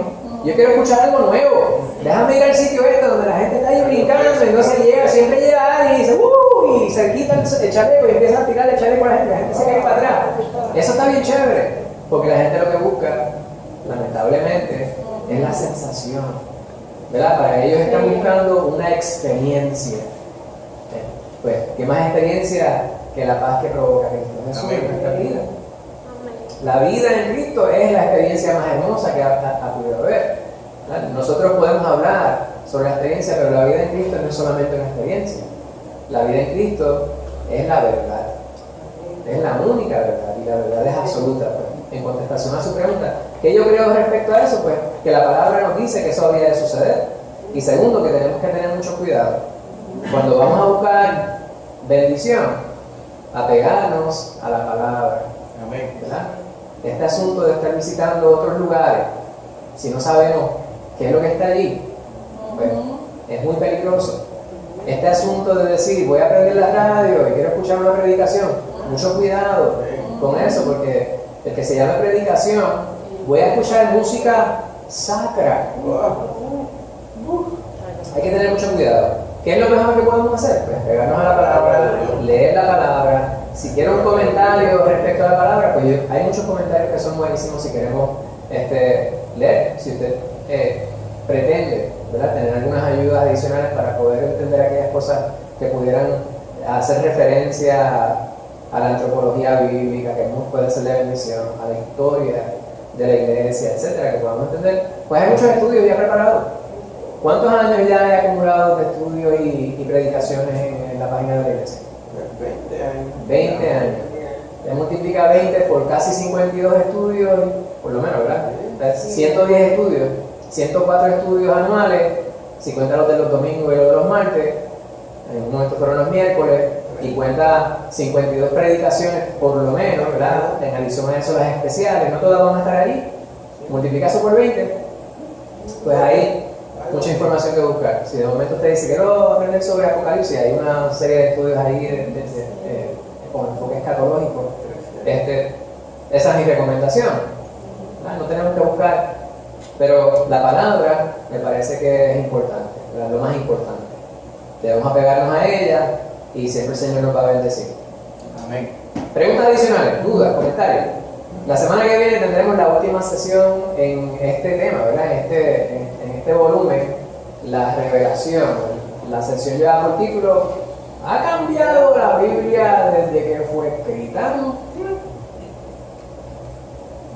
Pues esa es la pregunta que vamos a estar hablando y estaremos considerando el martes que viene. Y yo he colocado tal vez los versículos que son centrales al estudio, ¿verdad? Deuteronomio, estaremos en Proverbios, Apocalipsis y Mateo.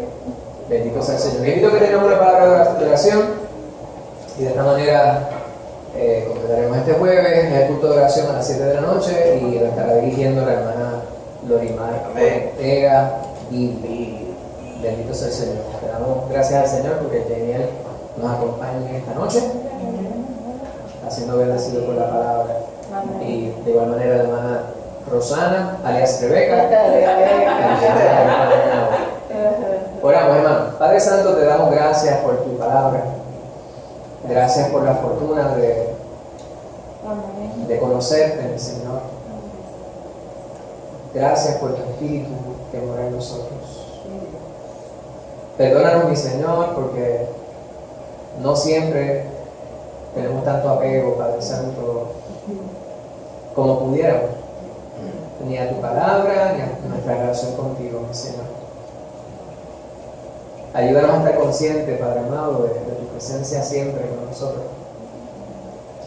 Ayúdanos a ser consecuentes, Padre amado, y diligentes en el estudio serio, profundo de tu palabra. Amén. Que podamos, como dice Santiago, no solamente ser oidores de tu palabra, sino también hacedores de esta. Así es. Ayúdanos a permitirnos ser guiados por tu Espíritu. Que podamos quitar de nosotros nuestra humanidad, nuestro orgullo, toda la vanidad que pudiera haber, que muchas veces impide que podamos ver con claridad tu mensaje, sino que podamos ir hasta ti como lo que somos, ¿verdad? En toda la sencillez, mi Señor, desnudos delante de ti, Así sin es. ningún tipo de apariencia ni más alto concepto de nosotros que lo que debamos tener. Gracias por tu palabra, mi Señor. Amén. Amén. Gracias porque tú nos has rescatado y tu palabra nos ha abierto los ojos. Amén. Permite que podamos utilizarla como espada para combatir las acechanzas de Satanás y que podamos utilizarla, Padre Santo, como bendición para la vida de todos aquellos que entren en contacto con nosotros y con quienes nosotros tengamos algún tipo de contacto. Te pido por los que estamos aquí, Padre Santo, y ahora aprovecho el espacio para pedirte por Nuria, por Herbert, y por los que están atravesando su familia, mi Señor, por Idalia, Padre Santo, que tú hayas puesto tu mano sobre su cuerpo y esperamos que ella pueda tener una pronta recuperación completa, mi Señor, de esta intervención. Mira las necesidades de cada uno de los que estamos aquí. Te pido en especial, Padre Santo, hoy por Jeniel, por Rebeca. Gracias porque nos acompañan, mi Señor, que la palabra que se ha estudiado cale profundo en su ser y quede grabada en sus corazones, al igual que en el de todos los que estamos aquí. Permite que siempre, Padre Santo, podamos reunirnos con gozo, con deseo, con amor, con fervor, procurando tu presencia, porque tu palabra dice que donde haya 2 o 3 reunidos en tu nombre, tú estás aquí, mi Señor. Gracias por ese privilegio. Ahora te imploramos que tú nos acompañes en el camino hacia nuestros hogares y que podamos tener un buen descanso en esta noche y mañana, los que vamos a trabajar, que tú nos acompañes, mi Señor, y los que vamos a estar en el hogar, y los que vamos a estar en diligencias, mi Señor, acompáñanos, Padre Santo, y que podamos representarte dignamente y que podamos ser testimonio vivo de lo que tu palabra dice debe ser un hombre. Todo esto te lo pedimos dándote gracias, mi Señor, en el nombre de nuestro Señor Jesucristo. Amén. Dios les bendiga, hermano.